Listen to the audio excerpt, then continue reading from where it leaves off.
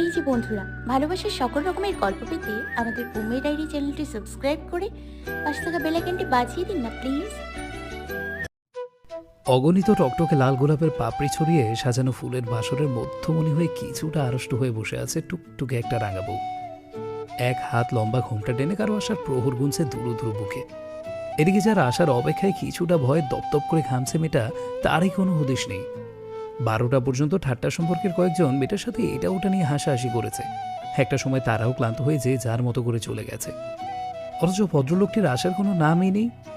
এদিকে ইয়া লম্বা ঘোমটা টেনে বসে থাকতে থাকতে ঘেমে নিয়ে একাকার অবস্থা মেয়েটার। সবে একটু সাহস করে ঘোমটা সরিয়ে উকি দিয়ে আশপাশটা দেখার চেষ্টা করছিল, ঠিক সেই মুহূর্তেই খুট করে একটা আওয়াজ করে দরজাটা খুলে গেল।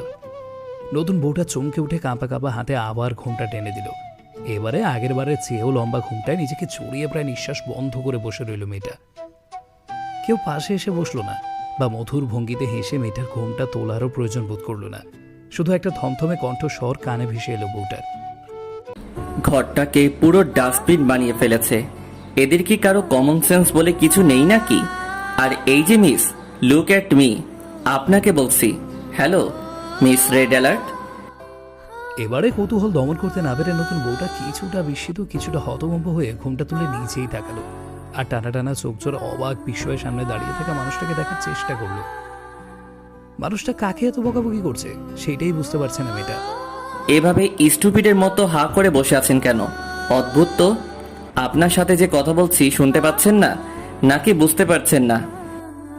জি জি বলুন। কি নাম আপনার? জি। বলছি যে কি নাম আপনার? বাবা মা কোনো নাম তো রেখেছে নাকি? প্রচন্ড অভিমানে মেয়েটা নিচের ঠোঁটটা একটু ফুলে উঠে আলতো কেঁপে উঠল। গলা দিয়ে একটা শব্দও বের হচ্ছে না, মনে হচ্ছে কথা বলতে গেলেই কেঁদে ফেলবে মেয়েটা। যে লোকটার সাথে আজ সন্ধ্যায় ওর বিয়ে হলো সে ওর নামটা পর্যন্ত জানে না। এটাই কি ওর ভাগ্যে লেখা ছিল? কি হলো, কানে শুনতে পান না নাকি?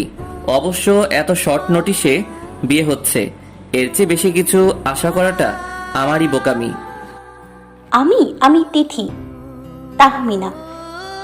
দেখুন মিস তিথি, আপনার নাম ধাম ব্যাকগ্রাউন্ড বায়োডাটা কোনো কিছু জানার আমার যেমন আগ্রহ নেই তেমনি কোনো প্রয়োজনও নেই। এমন ডাম্বের মতো বসে থাকবেন না প্লিজ।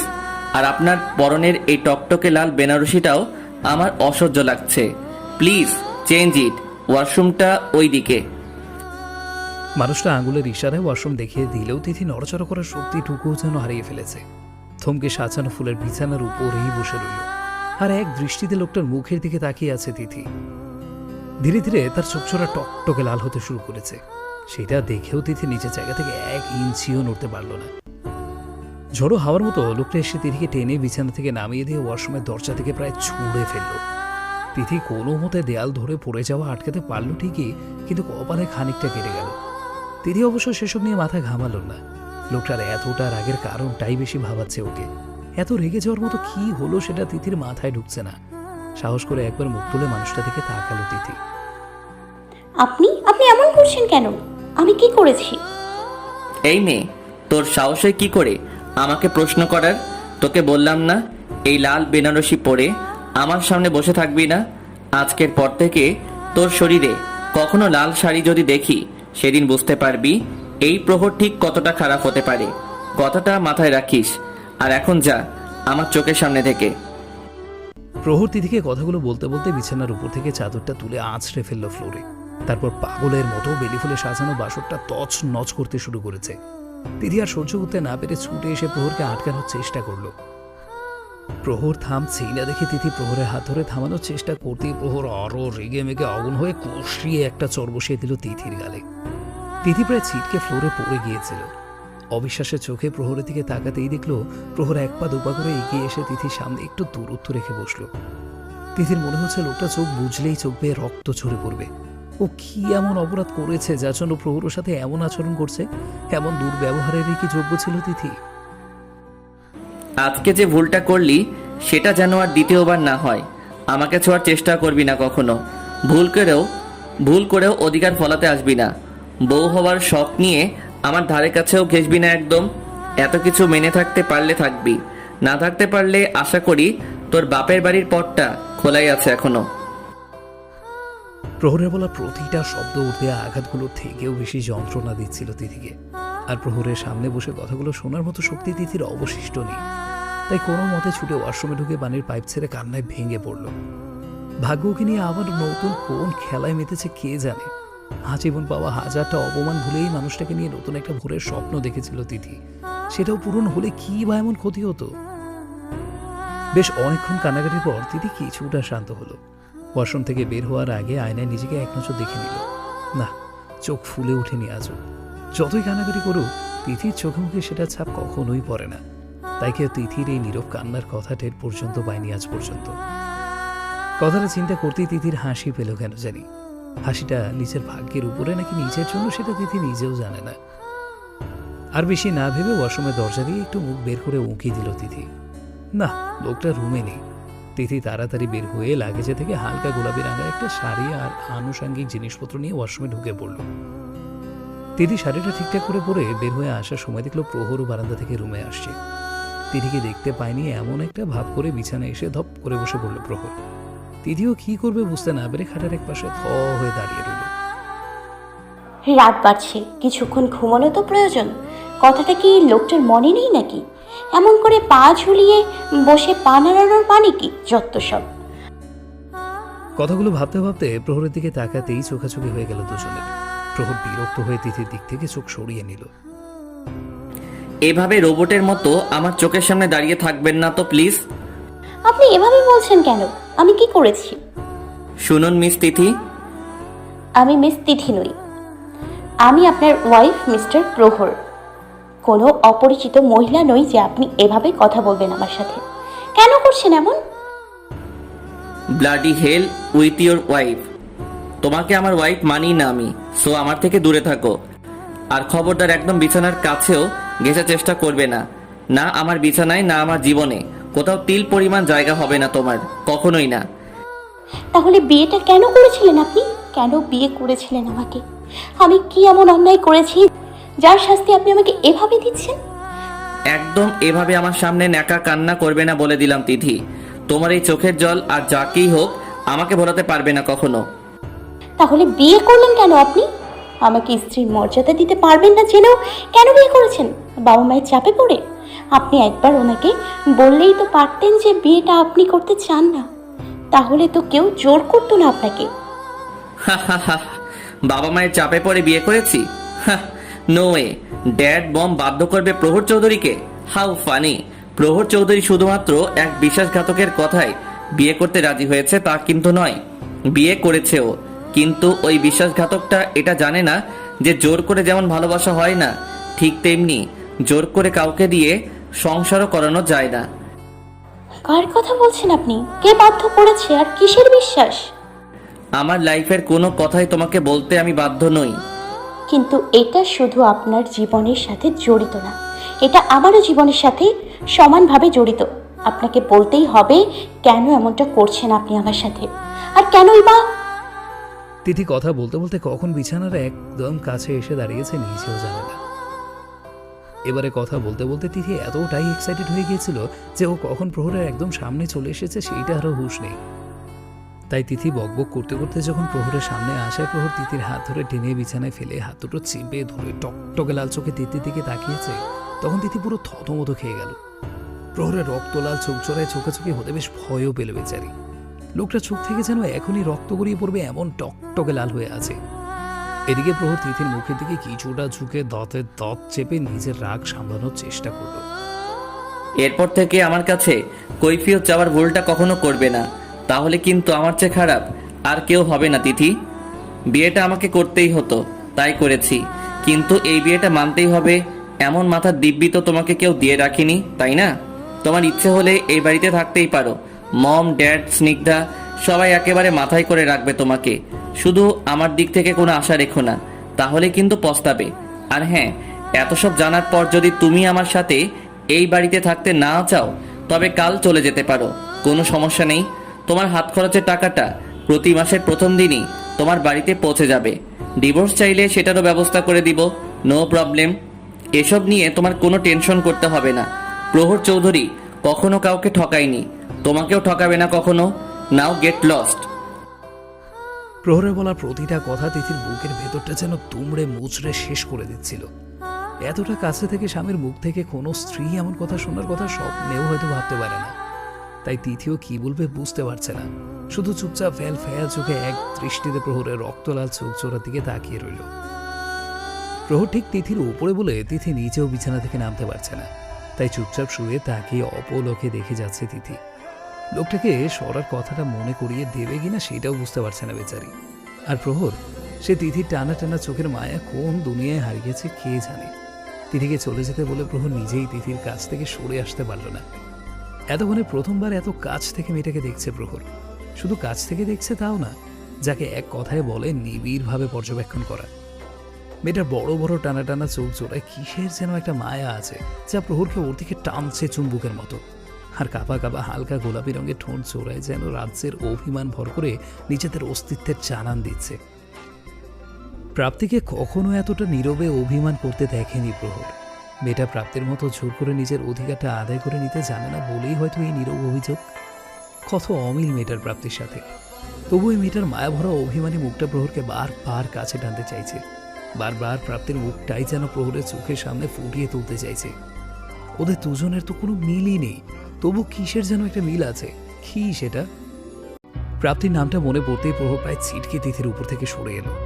এতক্ষণের সমস্ত আকর্ষণ যেন নিমিষেই কর্পূরের মতো উবে গেছে ওর মন থেকে।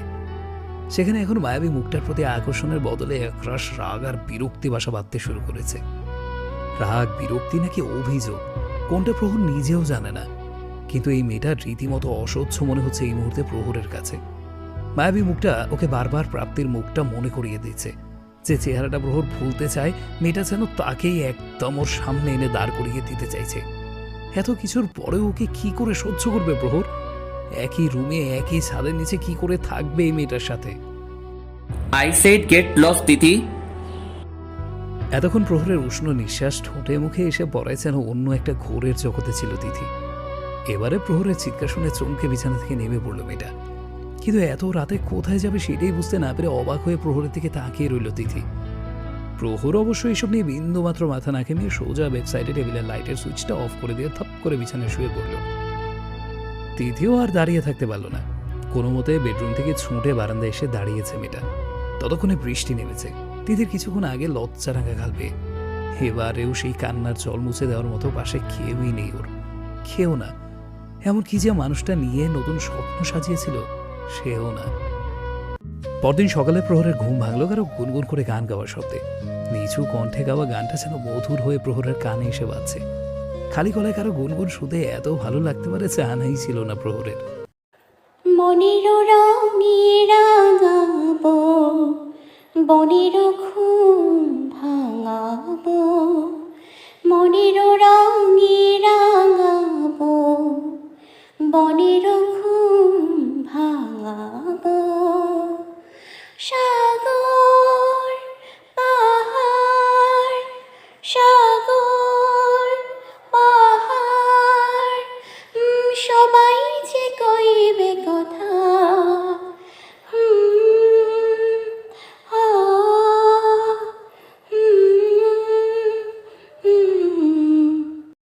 শুধু কয়েকটা লাইনে গুনগুন করতে করতে রুমে ঘুরঘুর করছে কেউ একজন।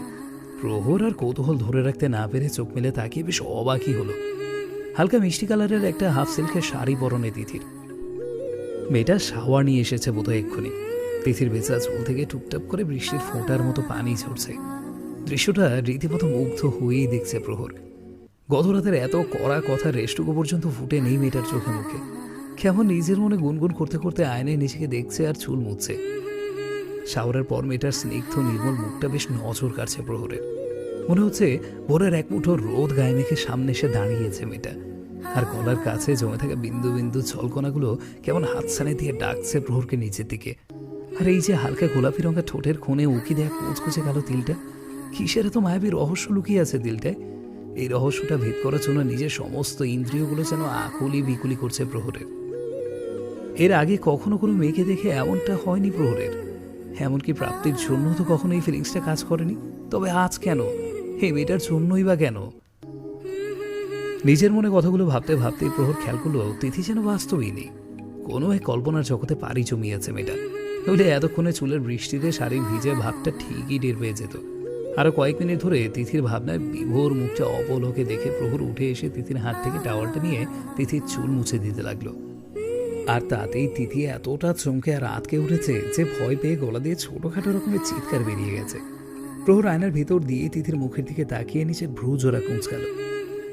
বাপরে, এটা গলা নাকি মাইক? এত জোরে কেউ চেঁচায়, কেউ শুনলে কি ভাববে? কি কি ভাববে? ভাববে আমি তোমাকে খুন করে ফেলছি। আশ্চর্য, সামান্য কমন সেন্সটুকু পর্যন্ত নেই। এই মেয়ে নাকি আবার প্রহর চৌধুরীর সাথে সংসার করবে। এই নাকি হবে আবার প্রহরের যোগ্য স্ত্রী, পারফেক্ট লাইফ পার্টনার। হাস্যকর, রিয়েলি সো ফানি। তিথি থতমত খেয়ে আয়নায় প্রহরের প্রতিবিম্বের দিকে তাকিয়ে থাকতে থাকতে কথাগুলো শুনছে। লোকটা তাচ্ছিল্য করছে নাকি অপমান, সেইটা বুঝে উঠতে কষ্ট হচ্ছে তিথির। তিথির ভাবনা জুড়ে অন্য কিছু কথা ঘুরপাক খাচ্ছে। এই যে লোকটা বললো সবাই ভাববে উনি তিথিকে খুন করে ফেলেছেন, আসলেও তো খুনই করেছে লোকটা ওকে। রাতে যে মানুষটা ওকে রুমে থাকার অনুমতিটুকুও দেয়নি, সেই মানুষটাই কি এখন ওর ভেজা চুলগুলো মুছে দিচ্ছে? রাতের মানুষটার সাথে এখনকার মানুষটার এত তফাৎ। চোখে ঘুমের ঘোর, ঠোঁটের কোণে খেলা করছে বাঁকা একটা হাসি। রেশমের মতো ফুরফুরে চুলগুলো এলোমেলো হয়ে অসম্ভব রকমের সুন্দর করে তুলেছে লোকটাকে। আর তার গালের খোঁচা খোঁচা দাড়িগুলোর দিকে তাকিয়ে থাকতে থাকতে তিথির তো ঘোরই লেগে যাচ্ছে। একটা মানুষ এতটা সুন্দর হয় কিভাবে? জীবনে এই প্রথমবার তিথি কাউকে দেখে রীতিমতো ফিদা হয়ে গেছে। জটিল রকমের ক্রাশ খাওয়া যাকে বলে। কিন্তু ক্রাশ খেয়ে লাভ নাকি লস হলো সেটাই ঠিকঠাক বুঝতে পারছে না তিথি। কারণ ক্রাশ খেয়েছে নিজের সাংঘাতিক বদরাগী বরের উপরেই, যিনি কাল রাত পর্যন্ত তিথিকে দু চোখের কোনায়ও সহ্য করতে পারছিলেন না। আর এখন অবশ্য তার মতিগতি তিথি নিজেরই মাথার উপর দিয়ে যাচ্ছে। কারো দিকে এভাবে হা করে তাকিয়ে থাকাটা কিন্তু এক ধরনের অভদ্রতা ম্যাডাম। জি। তা এত সকাল সকাল শাওয়ার নিলে কেন? আমি তো কিছুই করিনি। নাকি সবাইকে বোঝাতে চাও যে আমি কাল রাতেই তোমার উপরে হামলে পড়েছি? নাকি সুযোগ বুঝেই আমি ফার্স্ট নাইটে তোমার উপরে স্বামীর অধিকার, সরি, পুরুষত্ব ফুলিয়েছি, সেটা প্রমাণ করছো? কোনটা বোঝাতে চাইছো বলবে প্লিজ? ছি, কি সব বলছেন? ছি বলার কি হলো? যে কেউই তোমাকে দেখে যা ভাববে তাই তো বললাম আমি। ও আচ্ছা, তাহলে নিশ্চয়ই আপনার এটাও জানার কথা শাওয়ার নেওয়ার কারণে যে যাই ভাবুক না কেন আপনার আমার সম্পর্কটা নিয়ে কোনো প্রশ্ন করবে না। আপনি মানুন বা না মানুন, কেউ আপনার আমার বিয়েটা নিয়ে কানা ঘোষা করবে না, বাজে কোনো ইঙ্গিত দেবে না। কারণ এই রুমের চার দেয়ালের মাঝে যাই হোক না কেন, বাইরে অপেক্ষা করা লোকগুলো জানে গতকাল বিয়ের আসলে কবুল বলার পর থেকে আমি আপনারই স্ত্রী হয়েছি। আমার সাথে আপনার যাই হোক না কেন সেটা এই চার দেয়ালের মধ্যে রাখাটা আমার দায়িত্ব। সে আপনি গতকালের মতো চর মারুন বা ঝাঁটাপেটাই করুন, আমি তো এর চেয়ে বেশি কিছুই করতে পারবো না আপনার জন্য। তাই চেষ্টা করব আমার জন্য যাতে আপনাকে কখনো কারোর সামনে ছোট হতে না হয়, বা আমার কোনো কাজে আপনি বাইরের কারোর কাছে অপমানিত না হন। তাই দয়া করে এসব নিয়ে আর কোনো কথা বলবেন না। কি বললে তুমি? যা শুনলেন তাই বললাম। আপনি আমাকে স্ত্রী হিসেবে মানুন বা না মানুন, বিয়েটা তো হয়েছে, আর সেটা না আপনি এখন বদলাতে পারবেন না আমি। তাই এইটুকু করুণা অন্তত করতে পারবেন আশা করি। কারোর জন্য না হোক, নিজের পরিবারের সম্মানের কথা ভেবে অন্তত বাইরে কারোর সামনে রিয়েক্ট করবেন না প্লিজ। আর পড়ে রইল আমার কথা, আমি আপনাকে বিরক্ত করব না, অধিকারও ফলাতে আসবো না। শুধু একটু থাকার জায়গা দেবেন এই বাড়িতে প্লিজ। একটু মাথা গোজার ঠাঁই পেলে আপনার হাজার লাথি ঝাঁটাপেটা হজম করেও থাকবো না হয়। দিদি, প্রহর কিছু একটা বলার চেষ্টা করেও থেমে গেল। কি বলবে সেটাই ঠিক করতে পারল না। তিথির সাথে রাতে যে ব্যবহারটা করেছে, তারপর মেয়েটার কাছ থেকে ক্ষমা চাওয়ার মতো মুখও নেই প্রহরের। তিথি আয়নায় এক নজর প্রহরের দিকে তাকিয়ে উল্টো করে প্রহরের হাত থেকে তাওয়ালটা এক টানে নিয়ে বারান্দার দিকে পা বাড়িয়ে দরজায় নখের শব্দে থমকে গেল। রুমের বাইরে থেকে কয়েকজনের হাসাহাসি শব্দ ভেসে আসছে। তিথি একবার প্রহরের মুখের দিকে তাকিয়ে আবার দরজার দিকে তাকালো। বাইরের হাসাহাসি শব্দ আরো স্পষ্ট হয়েছে, সাথে তাদের ঠাট্টা তামাশাও স্পষ্ট শোনা যাচ্ছে রুম থেকেই। এদের কারোর সাথেই তেমন একটা পরিচয় হয়নি তিথির। সম্পর্কে হয়তো ও যা এসব হবে। তিথি কি বলবে কি করবে এসব ভাবতে ভাবতে রুমের বাইরে থেকে আবার দরজায় নখের শব্দ হলো। সাথে কেউ একজন টিপ্পনিও কাটলেন, আর সাথে সাথে একদল মেয়ের হাসিও যোগ হলো সাথে আবার। কি হলো ভাই, আজ কি কেউ রুম থেকে বের হবে না? নতুন বউটার মুখ কি দেখতে পাবো না আজকে? নাকি প্রহর ভাইয়া বউ পেয়ে আমাদের কথা ভুলেই গেছে? দরজার বাইরে থেকে হাসাহাসি শব্দ শুনে প্রহর এক নজর তিথির দিকে তাকিয়ে দরজা খোলার ইশারা দিয়ে ওয়াশরুম দিকে চলে গেল। তিথি থতমত খেয়ে টাওয়ালটা হাতে ধরে আরো 2 মিনিট দাঁড়িয়ে রইল নিচের জায়গায়। মিনিট খানেক পরে আবার দরজায় নক করলো বাইরে থেকে। এবারে হাসির শব্দকে ছাপিয়ে পরিচিত একটা কণ্ঠস্বর কানে বাজলো তিথির। কণ্ঠটা আর কারো নয়, স্নিগ্ধার। তোমাদের কি মানুষের পিছে লাগা ছাড়া আর কোনো কাজ নেই ভাবি? ভাইয়ার মেজাজ কেমন জানো না তোমরা? তবুও সকাল হতে না হতেই ঠাট্টা তামাশা নিয়েই পড়েছো। তো কি করবো গো ননদিনী? প্রহর ভাইয়ের মেজাজ এতদিন না হয় কড়া ছিল, এখন তো নতুন বউ এসেছে, এবার দেখবে কেমন গো বেচারা হয়ে যায়। ছেলেরা বিয়ের আগে যতই কথায় কথায় বাঘের মতো গর্জন করুক না কেন, বিয়ের পর ঠিকই ভিজে বেড়াল হয়ে যায়। ভিজে বেড়াল হবে, তাও আবার প্রহর ভাইয়া? ভাবির কি অবস্থা আল্লাহই ভালো জানে। বাকি মেয়েদের হাসির শব্দ ছাপিয়েও স্নিগ্ধার কথাগুলো কানে গেল তিথির। তিথি আর দেরি না করে তাড়াহুড়ো করে এসে রুমের দরজাটা খুলে দিল। রুমের দরজা খুলতেই মেয়ে বউয়েরা হুড় করে রুমে ঢুকে পড়ল। তাদের পেছন পেছন স্নিগ্ধাও রুমে ঢুকলো। তিথিকে সামনে দেখতে পেয়ে মেয়েটার ভীত সন্ত্রস্ত মুখে এক চিলতে হাসির রেখা দেখা দিল। কেউ কিছু বুঝে ওঠার আগেই স্নিগ্ধা প্রায় ছুটে গিয়ে তিথিকে জড়িয়ে ধরে ফেলল। ঠাট্টা সম্পর্কের ভাবেরা সেটা দেখে খিল খিল করে হেসে ফেলল। আর তাদের হাসির শব্দে তিথি আর স্নিগ্ধা দুজনেই লজ্জা পেয়ে গেল। স্নিগ্ধা বেচারি একটু বেশিই লজ্জা পেয়ে সরে এলো কিছুটা। কি গো ননদিনী, ভাবির জন্য মন কেমন করছে নাকি? মনে তো হচ্ছে ভাবির প্রাণের বান্ধবী, তাকে পুরো একটা রাত না দেখে বিরহে তোমার অন্তর কাহিল। উফ ভাবি, থামবে তোমরা? আমার ভাইয়ার মতো দজ্জাল একটা ভাইয়া থাকলে তোমরা টের পেতে আমি টেনশন কেন করছি। আহা, বোনগুলো আসলেই এমন প্যাচি হয় নাকি স্নিগ্ধা? কোথায় প্রহরের বউকে বোঝাবি কপাল গুনে এমন একটা জামাই পেয়েছে। আমাদের কপাল তো আর নতুন বউয়ের মতো ভালো না, তাই আর কি যেমন তেমন বর জুটেছে কপালে। তবু তো নিজের বর নিয়ে হাহুতাশ করছি, আর তোকে দেখ নিজের ভাইয়ের নামে বদনাম করে নতুন বউটাকে ভয় পাইয়ে দিচ্ছিস। প্রহরের মতো ভালো একটা ছেলের নামে এমন বদনাম কিন্তু মেনে নেওয়া যায় না স্নিগ্ধা। আমরা ওর ভাবিরা কিন্তু মানব না এই অপপ্রচার। স্নিগ্ধা ভ্রু কুঁচকে একবার ঘর ভর্তি মুখরা ভাবিতে দিকে তাকিয়ে কিছু বলতে গিয়ে নিজেকে আবার সামলে নিল। এই সমস্ত পাগল ছাগল মহিলাদের সাথে তর্ক করা মানে নিজের পায়ে নিজেই কোড়াল মারা। এখন উপর দিয়ে ভালো ভালো কথা বললেও পরে 8-10 জনের কাছে গিয়ে নানা মুখরোচক গল্পের ফিরিস্তি নিয়ে বসবে এরা। এরা এমনই, অন্যের সুখ দেখে এদের গায়ে যেন ফোসকা পড়ে। এই যে এখন প্রহরের নামে 2 ঢোক পানি বেশি গিলেছে, ঠিক 2 দিন আগেও এরা প্রহরের নামে পুরো পাড়ায় এটা ওটা রটিয়ে বেরিয়েছে। আজ যে তিথির সামনে প্রহরের গুণগান করছে, কাল পর্যন্ত সেই প্রহরের সম্পর্কে তাদের বক্তব্য ছিল সম্পূর্ণ আলাদা। প্রহর নাকি মেয়েদের সাথে কথা বলতে জানে না, সম্মান করতে জানে না, কথায় কথায় রেগে গিয়ে গায়ে হাত তোলে। আর এইসব বদগুণের জন্যই প্রাপ্তিওকে ছেড়ে চলে গেছে। অসুস্থটা তো হলো একটা বাহানা, মেয়েটার চলে যাওয়া আসল কারণ হলো প্রহর, ইত্যাদি ইত্যাদি ব্লা ব্লা। কথাগুলো ভেবে স্নিগ্ধার কথা বাড়ালো না। তিথিকে হালকা করে ছেড়ে দিয়ে নিচু গলায় টুকটাক এটা সেটা জিজ্ঞেস করায় মন দিল স্নিগ্ধা। তুই কেমন হিংসুটে রে ননদি? তোর ভাইয়ের সুনাম করলাম বলে এমন ফিসফিস করে নতুন বউয়ের কান ভারী করছিস আমাদের নামে? ও নতুন বউ, এই ননদিনীকে এত মাথায় তুলো না গো, পরে এর জন্যই তোমার সুখের ঘরে আগুন লাগবে, দেখে নিও। কেমন হিংসুটে মেয়ে, নিজের ভাইয়ের নামে বদনাম রটায়। থাক বাবা, আমি আর কিছু না বলি, আজকাল একটু কারো ভালো বললেও দোষ। পাশ থেকে কেউ একজন টিপ্পনি কেড়ে আবার নিজেদের মধ্যে হাসাহাসি শুরু করে দিল।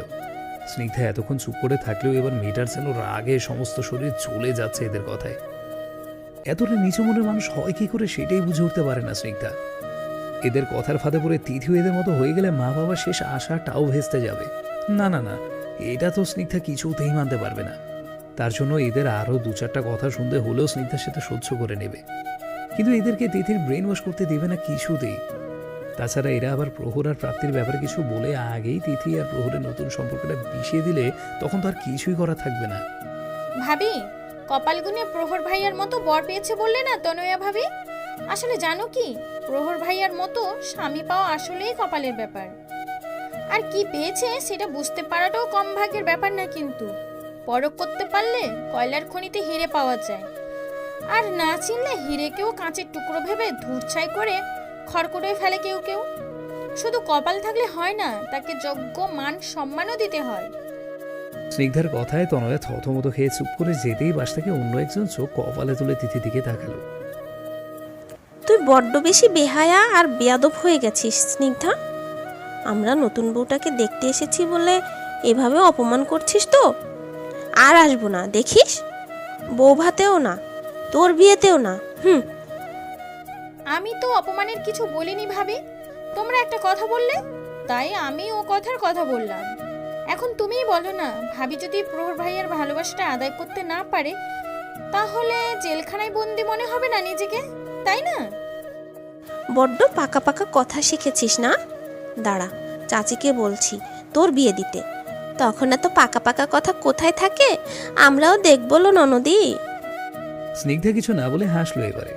শেষ পর্যন্ত যে অহেতুক একটা ঝগড়া শুরু হয়নি সেইটাই অনেক। নিজেকে মনে মনে 2-4টা গালি দিল স্নিগ্ধা। রাগের উপরে এইটুকু কন্ট্রোল নেই কেন কে জানে। নিজের মনে নিজেকে গালি দেওয়ার ভাগেই কারো কথা শুনে মুখ তুলে তাকালো স্নিগ্ধা। বাহ, নতুন বউ তো দেখছি বেশ গোছানো মেয়ে। সকাল হতে না হতেই রুমটা কি সুন্দর গুছিয়ে ফেলেছে, ফুলগুলো ঝেড়ে পরিষ্কার করে ফেলেছে বিছানাটা। বাহ। প্রহর ওয়াশরুম থেকে বের হতেই ভাবি শেষ কথাগুলো শুনতে পেয়ে রুমের দিকে এক নজর তাকালো। গত রাতের প্রহর যে বাসরের ফুলগুলো আক্রোশে ফ্লোরে ছুঁড়ে ফেলেছিল তার একটা কণাও সেখানে পড়েনি। বেলি ফুলে সাজানো ফুলের চেইন বা গোলাপের একটা পাপড়িও ফ্লোরে চোখে পড়ছে না দেখে প্রহর নিজের মনেই হাসলো। গতকাল এই রুমটার উপর দিয়েছে মিনি টর্নেডো হয়ে গেছে, সেইটা এই মুহূর্তে বোঝারও উপায় নেই। শুধু রুমটা কেন, এই নতুন মেয়েটার উপর দিয়ে যে ঝড় হয়ে গেছে সেইটাও কি বোঝা যাচ্ছে? অথচ সাজানো বাসরের ফুলের চেয়ে হয়তো এই অভিমানী মেয়েটার উপরেই বেশি রাগ ছেড়েছে প্রহর। মেয়েটার হয়তো কোনো দোষই নেই, আর কথাটা প্রহরও জানে। তাহলে রাগটা কেন সামলাতে পারেনি তখনও? টকটকে লাল বেনারসির সাথে অন্য কাউকে আশা করেছিল বলে, নাকি প্রহরের সমস্তটা জুড়ে শুধু সেই অন্য কারো অস্তিত্ব ঘুরে বেড়াচ্ছে বলে? প্রহর হয়তো নিজেও এই প্রশ্নের উত্তরটা জানে না। ভাবি, তোমার কপালে এদিকে কি হয়েছে? কালো হয়ে গেছে জায়গাটা, দেখি তো। উফ, এত ব্যথা পেলে কি করে? ইস, কেমন ফুলে গেছে জায়গাটা। স্নিগ্ধার কথাটা শুনে তিথি যতটা না চমকে উঠল তার চেয়ে বেশি চমকে উঠল প্রহর। বেখেয়ালে ধাক্কা দিয়ে তিথিকে বিছানা থেকে নামিয়ে দিতে গিয়ে একবারও মনে হয়নি মেয়েটা ব্যথা পেতে পারে। এখন স্নিগ্ধার কথা শুনে নিজেকেই কেন জানি অপরাধী মনে হচ্ছে প্রহরের। রাতে মেয়েটার সাথে এতটা খারাপ বিহেভ না করলেও তো চলতো। তাছাড়া রুম থেকে এত রাতে বেরিয়ে যেতে বলার পর মেয়েটা এই ঠান্ডার মধ্যে সারাটা রাত কোথায় ছিল কে জানে। প্রহর কিছুটা দূরে দাঁড়িয়ে তিথির মুখটা দেখে বোঝার চেষ্টা করলো কতটা কেটেছে মেয়েটার কপালে। আর কাজটা করতে গিয়ে এতক্ষণে ঘর ভর্তি ভিড়ের মাঝেও তিথি কাঁচো মুচো মুখটা চোখে পড়লো প্রহরের। না, আসলে অন্ধকারের দরজার সাথে একটু মাথায় লেগেছে, বেশি ব্যথা পাইনি। পাশ থেকে কয়েকজন মুখ টিপে মাকা হেসে কিছু একটা বলার চেষ্টা করতেই প্রহর হালকা গলা খেকাড়ি দিয়ে ওদের দিকে এগিয়ে এলো। প্রহর সবার উল্টো দিকে থাকায় কেউ ওকে দেখতে পায়নি এতক্ষণ, তাই এবারে হঠাৎ করে প্রহরের আশা টের পেয়ে রুমটা যেন রীতিমতো পিন পদ নীরবতায় ছেয়ে গেল। নতুন বাসায় এসেছো তো, মানিয়ে নিতে সময় তো একটু লাগবেই। তা আপনারা সবাই এত সকালে এই রুমে কি করছেন? প্রোগ্রাম তো দুপুরে, এখন থেকেই টেবিল বুক করতে চলে এসেছেন নাকি ভাবিরা? প্রহরের কথায় ভাবিদের মুখ কালো হয়ে গেছে ততক্ষণে। আমতা আমতা করে কিছু বলার চেষ্টা করেও সফল হলো না কেউই। সেটা দেখে প্রহর একটু শব্দ করেই হাসলো এবারে। আরে ভাবি, মজা করছিলাম আপনাদের সাথে, এত সিরিয়াসলি নেওয়ার মতো কিছু হয়নি। বাট এটা কিন্তু আপনারা একদমই ঠিক করেননি। নতুন বিয়ে করেছি, সকাল হতে না হতেই আপনারা কাবাবের হাড্ডির মতো এসে হাজির হয়ে গেছেন। আপনাদের বিয়ের পরদিন কি আমরা আপনাদের রোম্যান্সে বাগড়া দিতে গেছিলাম বলেন তো? প্রহরের কথা শুনে ভাবিরা থতমত খেয়ে গেলেও তিথি আর স্নিগ্ধা চোখ বড় বড় করে প্রহরের মুখের দিকে তাকিয়ে রইল। প্রহর সেটা বুঝতে পেরে এবারে নিঃশব্দে হাসলো। আপনাদের আমার নতুন বউকে দেখে মন ভরে গেলে এবার কি আমি আমার বউকে কিছুক্ষণের জন্য ধার পেতে পারি ডিয়ার ভাবিরা? প্রহরের শেষ কথাটায় স্নিগ্ধার রীতিমতো নাক মুখে বিষম খেল। কাশতে কাশতে বেচারির অবস্থা কাহিল। তিথিও থতমত খেয়ে কি করবে না করবে বুঝতে না পেরে শেষে বেডসাইড টেবিলের উপর থেকে এক গ্লাস পানি এনে দিল স্নিগ্ধাকে। ভাবিরা একে অপরের মুখের দিকে তাকিয়ে বিব্রত ভঙ্গিতে হাসার চেষ্টা করলো। আসলেই তো প্রহর ভাইয়া ঠিকই বলেছে, এত সকালে নতুন বরকনেকে বিরক্ত করাটা আমাদের উচিতই হয়নি। সরি গো নতুন বউ, সারাদিনের ঝক্কি ঝামেলায় টায়ার্ড নিশ্চয়ই অনেক। তাছাড়া আমাদের দেবর সাহেব যে বউকে চোখে হারাচ্ছে সেটা তো দেখাই যাচ্ছে। আর বেশিক্ষণ থাকলে হয়তো প্রহর ভাইয়া রেগে গিয়ে তুলকালাম কাণ্ড বাঁধিয়ে বসবে। না বাবা, প্রহর ভাই আপনার বউ আপনার জিম্মাই দিয়ে আমরা পালাই, বউ ভাতের অনুষ্ঠানে দেখা হবে। এখন বিদায় হই। কথা বলতে বলতে সবাই কোনো মতে রুম ছেড়ে পালালো। প্রহর সেদিকে এক নজর তাকিয়ে একটু বাঁকা হেসে আয়েশ করে বিছানার উপরে বসে স্নিগ্ধা আর তিথির দিকে তাকালো।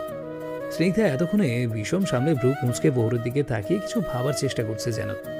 আর বেচারি তিথি প্রহরের এই উদ্ভট কার্যকর্মে কিছুই না বুঝতে পেরে থতমত খেয়ে স্নিগ্ধার পাশে দাঁড়িয়ে আছে। এই লোকটার কোনো রহস্যই যেন মাথায় ঢুকছে না তিথির। এত রহস্যময় একজন লোকের সাথেই কিনা ওকে সারাটা জীবন থাকতে হবে। কথাটা চিন্তা করে তিথি কনফিউজড হচ্ছে নাকি ভয় হচ্ছে সেটাই বেচারি বুঝতে পারছে না। এদিকে বৌভাতের সময় কি হবে সেটা ভেবেও কেমন হাত পা ঠান্ডা হয়ে আসছে মেয়েটা। জীবনে এত কেন রসিকতা করে ওকে নিয়ে সেটাই যেন আমৃত্যু ক্ষোভ থেকে যাবে তিথির। মৃত্যু এই প্রশ্নটা জবাব দিতে পারবে কিনা কে জানে। কাজটা কিন্তু তুই একদম ঠিক করিসনি ভাইয়া, একদমই ঠিক করিসনি। স্নিগ্ধা কথাটা বলে আর এক সেকেন্ডও প্রহরের রুমে না দাঁড়িয়ে বেরিয়ে গেল। তিথি স্নিগ্ধার কথাটার মানে বুঝতে না পারে থতমত খেয়ে দরজা থেকে তাকালো একবার, আরেকবার প্রহরের দিকে। উনি কি কাজটা ঠিক করেনি সেটা জানার প্রচন্ড কৌতূহল হলেও প্রশ্ন করার সাহস পাচ্ছে না মেয়েটা। গতকাল রাতেই লোকটার উপর অধিকার দেখানো বা তার কোনো কাজের কৈফিয়ত চাওয়ার ব্যাপারে নিষেধাজ্ঞা জারি হয়েছে তিথির।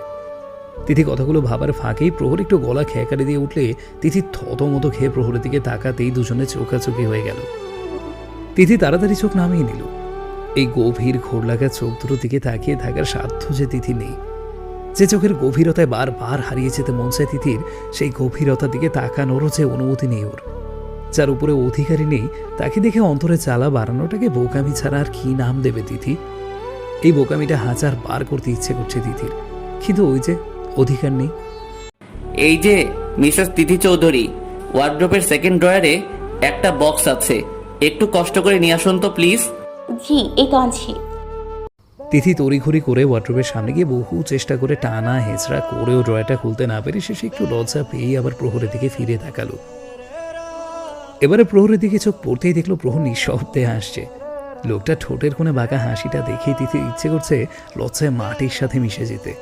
সামান্য একটা ড্রয়ার খুলতে না পারার মতো লজ্জাকর কি হতে পারে? তিথি আবার ওয়ার্ড্রোবের দিকে ফিরে ড্রয়ারটা টানার চেষ্টা করতেই এবারে প্রহর জোরেই হেসে ফেলল। বেচারি তিথির আর ড্রয়ার খোলার চেষ্টাও করা হলো না। ম্যাডাম, লকড একটা ড্রয়ারকে চাবি ছাড়া সারাদিন টানলেও খুলতে পারবেন কি? আপনার শরীরে নিশ্চয়ই হালকের আত্মা ভর করেনি, তাই না? লকড? এতক্ষণ ধরে টানাটানি করেও টের পাননি ড্রয়ার লক যে? কি সাংঘাতিক কথা এসব! এ কাকে বিয়ে করলাম রে বাবা? দেখুন, আমি কখনো এসব দামি আসবাব ব্যবহার করে অভ্যস্ত নই, তাই ঠিকঠাক জানিও না কোনটা কি। কেবল আন্দাজ করে সবটা বোঝার চেষ্টা করছি। দয়া করে ঠাট্টা বিদ্রুপ করবেন না কারো দুর্বলতা নিয়ে। ওয়েট, তোমার ফ্যামিলির তো অবস্থা ততটাও খারাপ না, বেশ ভালোই ফ্যামিলি স্ট্যাটাস। তাহলে এ কথা বললে কেন? এসব নর্মাল ফার্নিচারের ইউজ জানো না মানে? সচরাচর যা বাইরে থেকে দেখা যায় বাস্তবে সেটার উল্টোটাও ঘটতে পারে। জীবনটা সবসময় সবার জন্য সমান নয়। মানে? কিছু না, চাবি কোথায় পাবো? ওয়ার্ডরোবের উপরে ছোট্ট বক্সগুলো দেখছো না? বাম পাশের বক্সে একদম উপরের ড্রয়ারে ওয়ার্ডরোবের চাবি, তারপরে ড্রয়ারে কাভার্ডের চাবি, আর লাস্ট ড্রয়ারে তোমার জন্য কেনা নতুন আলমারির চাবি, আর পাশের বক্সটায় সবগুলো ড্রয়ারেই আমার ঘড়িগুলো রাখা। আই লাভ কালেক্টিং ওয়াচ, আর ওয়াচগুলো আমি যত্ন করে রাখি সব সময়। এখন থেকে এগুলো তুমি সামলে রেখো। জি। নাও হারি আপ, বক্সটা বের করে আনো, নিচে যেতে হবে, সবাই ওয়েট করছে, রিমেম্বার। ও হ্যাঁ, এই তো নিচ্ছি। তিথি বক্স থেকে চাবি বের করে কাঁপা কাঁপা হাতে কয়েকবার চেষ্টা করে কাভার্ডের ড্রয়ারটা খুলতে পারল। প্রহরের কথা মতো ড্রয়ার থেকে ছোট্ট একটা বক্স বের করে এনে বিছানার উপরে রাখতেই প্রহর তিথির একটা হাত ধরে টেনে নিচের পাশে বসিয়ে বক্সটা খুলে কটনে একটু ওয়েনমেন্ট নিয়ে তিথির কপালে লাগানো শুরু করতেই তিথি থতমত খেয়ে সরে আসার চেষ্টা করলো। অবশ্য সরে আসার আগেই প্রহর একবার ব্রু গুচকে তাকাতেই মেয়েটা আবার চুপচাপ বসে রইল। কপালে এতটা কেটে ফুলে গেছে, মেডিসিন লাগাতে পারোনি? ক্ষত এভাবে খোলা ছাড়লে ইনফেকশন হয়ে যেতে পারে, জানো না? মেডিডিন? সব ক্ষততে কি মলম লাগানো যায় নাকি সব ক্ষত সবার নজরে পড়ে? কই, কত বছর ধরে যে ক্ষতগুলো এখনো দগদগে ঘা হয়ে আছে সেগুলোতে তো ইনফেকশন সেপটিক কিছু হলো না। মানে বুঝলাম না, কত বছরের ক্ষত? হেয়ালি না করে একটু বুঝিয়ে বলবে প্লিজ? কই না, রাস্তায় হাজারটা মানুষ হাজারটা চোট নিয়ে ঘুরে বেড়ায়, তারা সবাইকে ইনফেকশন হয়ে মরে যায় বলুন? কথা ঘুরিয়ে নিচ্ছ? থাক, যখন ইচ্ছে হবে তখনই না হয় শেয়ার করো। এখন ধীরে সুস্থে রেডি হয়ে নাও। ওপস, তার আগে নিচে চলো, ব্রেকফাস্ট করে তারপর রিসেপশনের জন্য রেডি হবে। রিসেপশন? অনেক মানুষ আসবে আজকে? ওই আর কি, তোমার আমার ফ্যামিলি ফ্রেন্ডস আর পাড়া প্রতিবেশী, এই আর কি, যতটুকু ফর্মালিটি না করলেই নয় আর কি। ও, আজকে তো নিজের বাড়িতে যাবে, তবু মুখটা কালো করে বসে আছো কেন? নাকি ফিরে আসবে কিনা সিদ্ধান্তটা নিতে পারছো না? নিজের বাড়ি? আনমনে নিজের বাড়ির কথাটা শুনে তিথি ম্লান হাসল। হাসিটা কেন জানি ভালো লাগলো প্রহরের। মেয়েটা সকাল থেকে কি এত ভাবছে জানার বড্ড কৌতূহল হচ্ছে প্রহরের। যার উপরে অধিকার ফলাতে চায় না, তার ম্লান হাসির পিছনে কৌতূহল কথাটা চিন্তা করে থেমে গেল প্রহর। গত রাতে মেয়েটার সাথে যা ব্যবহার করেছে তাতে মেয়েটার ওর সামনে যে বসে আছে সেটাও তো প্রহরের কাছে দারুণ আশ্চর্যের। হয়তো মেয়েটা এই বন্ধনটা থেকে মুক্তির কথাই ভাবছে। কথাগুলো ভেবে নিজের অযাচিত কৌতূহলগুলোকে আর পাত্তা দিল না প্রহর। তিথি চোখের সামনে আঙুল দিয়ে তুড়ি বাজাতেই তিথি চমকে উঠল। এবার মেয়েটা কিছুটা ইতস্তত করছে দেখে প্রহর ফার্স্ট এইডের বক্সটা তিথির হাতে ধরিয়ে দিল। আবার কোন দুনিয়ায় হারালে? গতকালের বিহেভিয়ারের জন্য I am extremely sorry Tithi, but আমি কখনোই চাই না তুমি এই আনহেলদি রিলেশনটা সারা জীবন বয়ে বেড়াও। Take your time. আজ তো বাসায় যাবে, ফ্যামিলির সাথে কথা বলে দেখো, তারপর না হয় সিদ্ধান্ত নিবে। বাট তুমি নিজের ইচ্ছায় যা ডিসিশনে নিবে আমি সেটা মেনে নিব, বাট সবকিছু তো এত জলদি হবে না। তাই এখন এসব চিন্তা করা বাদ দাও। তুমি এখানে থাকো বা তোমার নিজের বাড়িতে, it's not a big deal. তুমি ভালো থাকলেই হলো, ওকে? কারো কথায় ইনফ্লুয়েন্সড হওয়ার প্রয়োজন নেই, নিজের মনের কথাটা শুনবে সব সময়, ওকে? এখন চলো তো, প্রচন্ড খিদে পেয়েছে। ওহো, তুমি চুলটা সেট করে নিচে এসো, আমি দেখি কে কি করছে। এই যে ম্যাডাম, আবার কোথায় হারালেন? হেল্প লাগবে কোনো? না না, আমি ফার্স্ট এড বক্সটা রেখেই আসছি। ওকে, তাড়াতাড়ি এসো। প্রহর বেরিয়ে যেতে তিথি ধীর পায়ে এগিয়ে এসে ফার্স্ট এড বক্সটা আগের জায়গায় রেখে ড্রয়ারটা লক করে চাবিটাও ঠিক আগের জায়গায় রাখলো। তারপর ড্রেসিং টেবিলের সামনে বসে আয়নায় নিজের অবয়বটা দিকে তাকিয়ে ধীর হাতে ভিজে চুলগুলো আর আঁচড়াতে আঁচড়াতে নিজের অতীত, বর্তমান আর ভবিষ্যৎ সব একসাথে ভাবার চেষ্টা করছে তিথি। প্রহরদের বাড়ি থেকে বিয়ের সম্বন্ধটা এসেছে শুনে অবাকই হয়েছিল তিথি। এমন একটা পরিবার থেকে প্রপোজাল আসার পর তো রিজেক্ট করার কোনো প্রশ্নই আসে না। তাই প্রহরের ছবিটা যখন বিছানার উপরে পড়া দেখলো তখনই বুঝতে পেরেছিল ছবি সেই হাসি খুশি দেখতে মানুষটার সাথেই ওর বাকি জীবনটা কাটবে। খুব যে সুখের আশা করে এসেছিল সংসার করতে তাও কিন্তু না। যে জীবনভর কষ্ট আর লাঞ্ছও নাই দেখে এসেছে সেই মানুষটা সুখের আশা করবেই বা কি করে? কিন্তু তাই বলে এই দ্বিধাদ্বন্দ্বের জীবনটাও কি ওর পাওনা ছিল? প্রহর, যাকে নিয়ে তিথি নতুন একটা জীবনের স্বপ্ন দেখেছিল, নতুন জীবনে পা দিতে না দিতে সেই স্বপ্নটাও কেমন নড়বড়ে মনে হচ্ছে তিথির। জীবন প্রতিবারই ওকে কেন সেই একই মোড়ে দাঁড় করিয়ে দেয়। কথাগুলো ভাবতে ভাবতে টের পেল কেউ একজন তিথির হাত থেকে চিরুনিটা নিয়ে নিয়েছে। তিথি থতমত খেয়ে আয়নার দিকে তাকাতেই প্রহরকে দেখেই চমকে উঠে দাঁড়ানোর চেষ্টা করতেই প্রহর তিথির কাঁধ চেপে আবারও বসিয়ে দিয়ে তিথির চুলে হালকা হাতে চিরুনি চালাতে লাগলো। এই যে ম্যাডাম, কি এত ভাবছেন বলুন তো? না আসলে বাবা শেষ হয়নি ম্যাডামের এখনো? কয়টা বাজে সে খেয়াল আছে? সরি, আসলে অনেক ভাবাভাবি হয়েছে, এখন চলুন, সবাই অপেক্ষা করছে আপনার জন্য। আপনাকে একটা কথা বলা ছিল। আরে বাবা, জরুরি কথা পরে বলো, এখন নিচে যাও, নাস্তা করে নাও। তোমার বাড়ির সবাই রওনা হয়ে গেছে এতক্ষণে। কি? কি কি? বাসার সবার সামনে এই সাজে যাবে নাকি? ম্যাডাম, রিসেপশনের জন্য পার্লার থেকে সাজাতেও তো আসবে আপনাকে, সে খেয়াল আছে? বাবা মার কথা কি বলছিলেন? ও আচ্ছা, বাবা কল করেছিল, ওনারাও একটু পরে বের হবে বলেছে। বাবা মা এসে যদি দেখে এখনো তোমার খাওয়া দাওয়া রেডি কিছুই হয়নি, কি ভাববে বলো তো? তাই তো। দিদি, জি। কি হয়েছে তোমার? কিছু হয়নি তো। নিচে যাও তাহলে, কেমন? আসছি। তিথি আলগোছে নিচে চুলগুলোকে খোঁপায় জড়িয়ে নিয়ে ঘোমটা টেনে বেরিয়ে গেল। প্রহর এতক্ষণ অবাক চোখে তিথিকে দেখছিল। তিথি বেরিয়ে যেতেই স্নিগ্ধার কথাগুলো মনে পড়ল প্রহরের। প্রহর নাস্তা করতে নিচে ড্রয়িং রুমে যাওয়ার সময় স্নিগ্ধার সাথে দেখা। স্নিগ্ধা প্রহরের সামনেই দাঁড়িয়ে যায়। প্রহর ও ব্রু কুঁচকে বোনের দিকে তাকায়।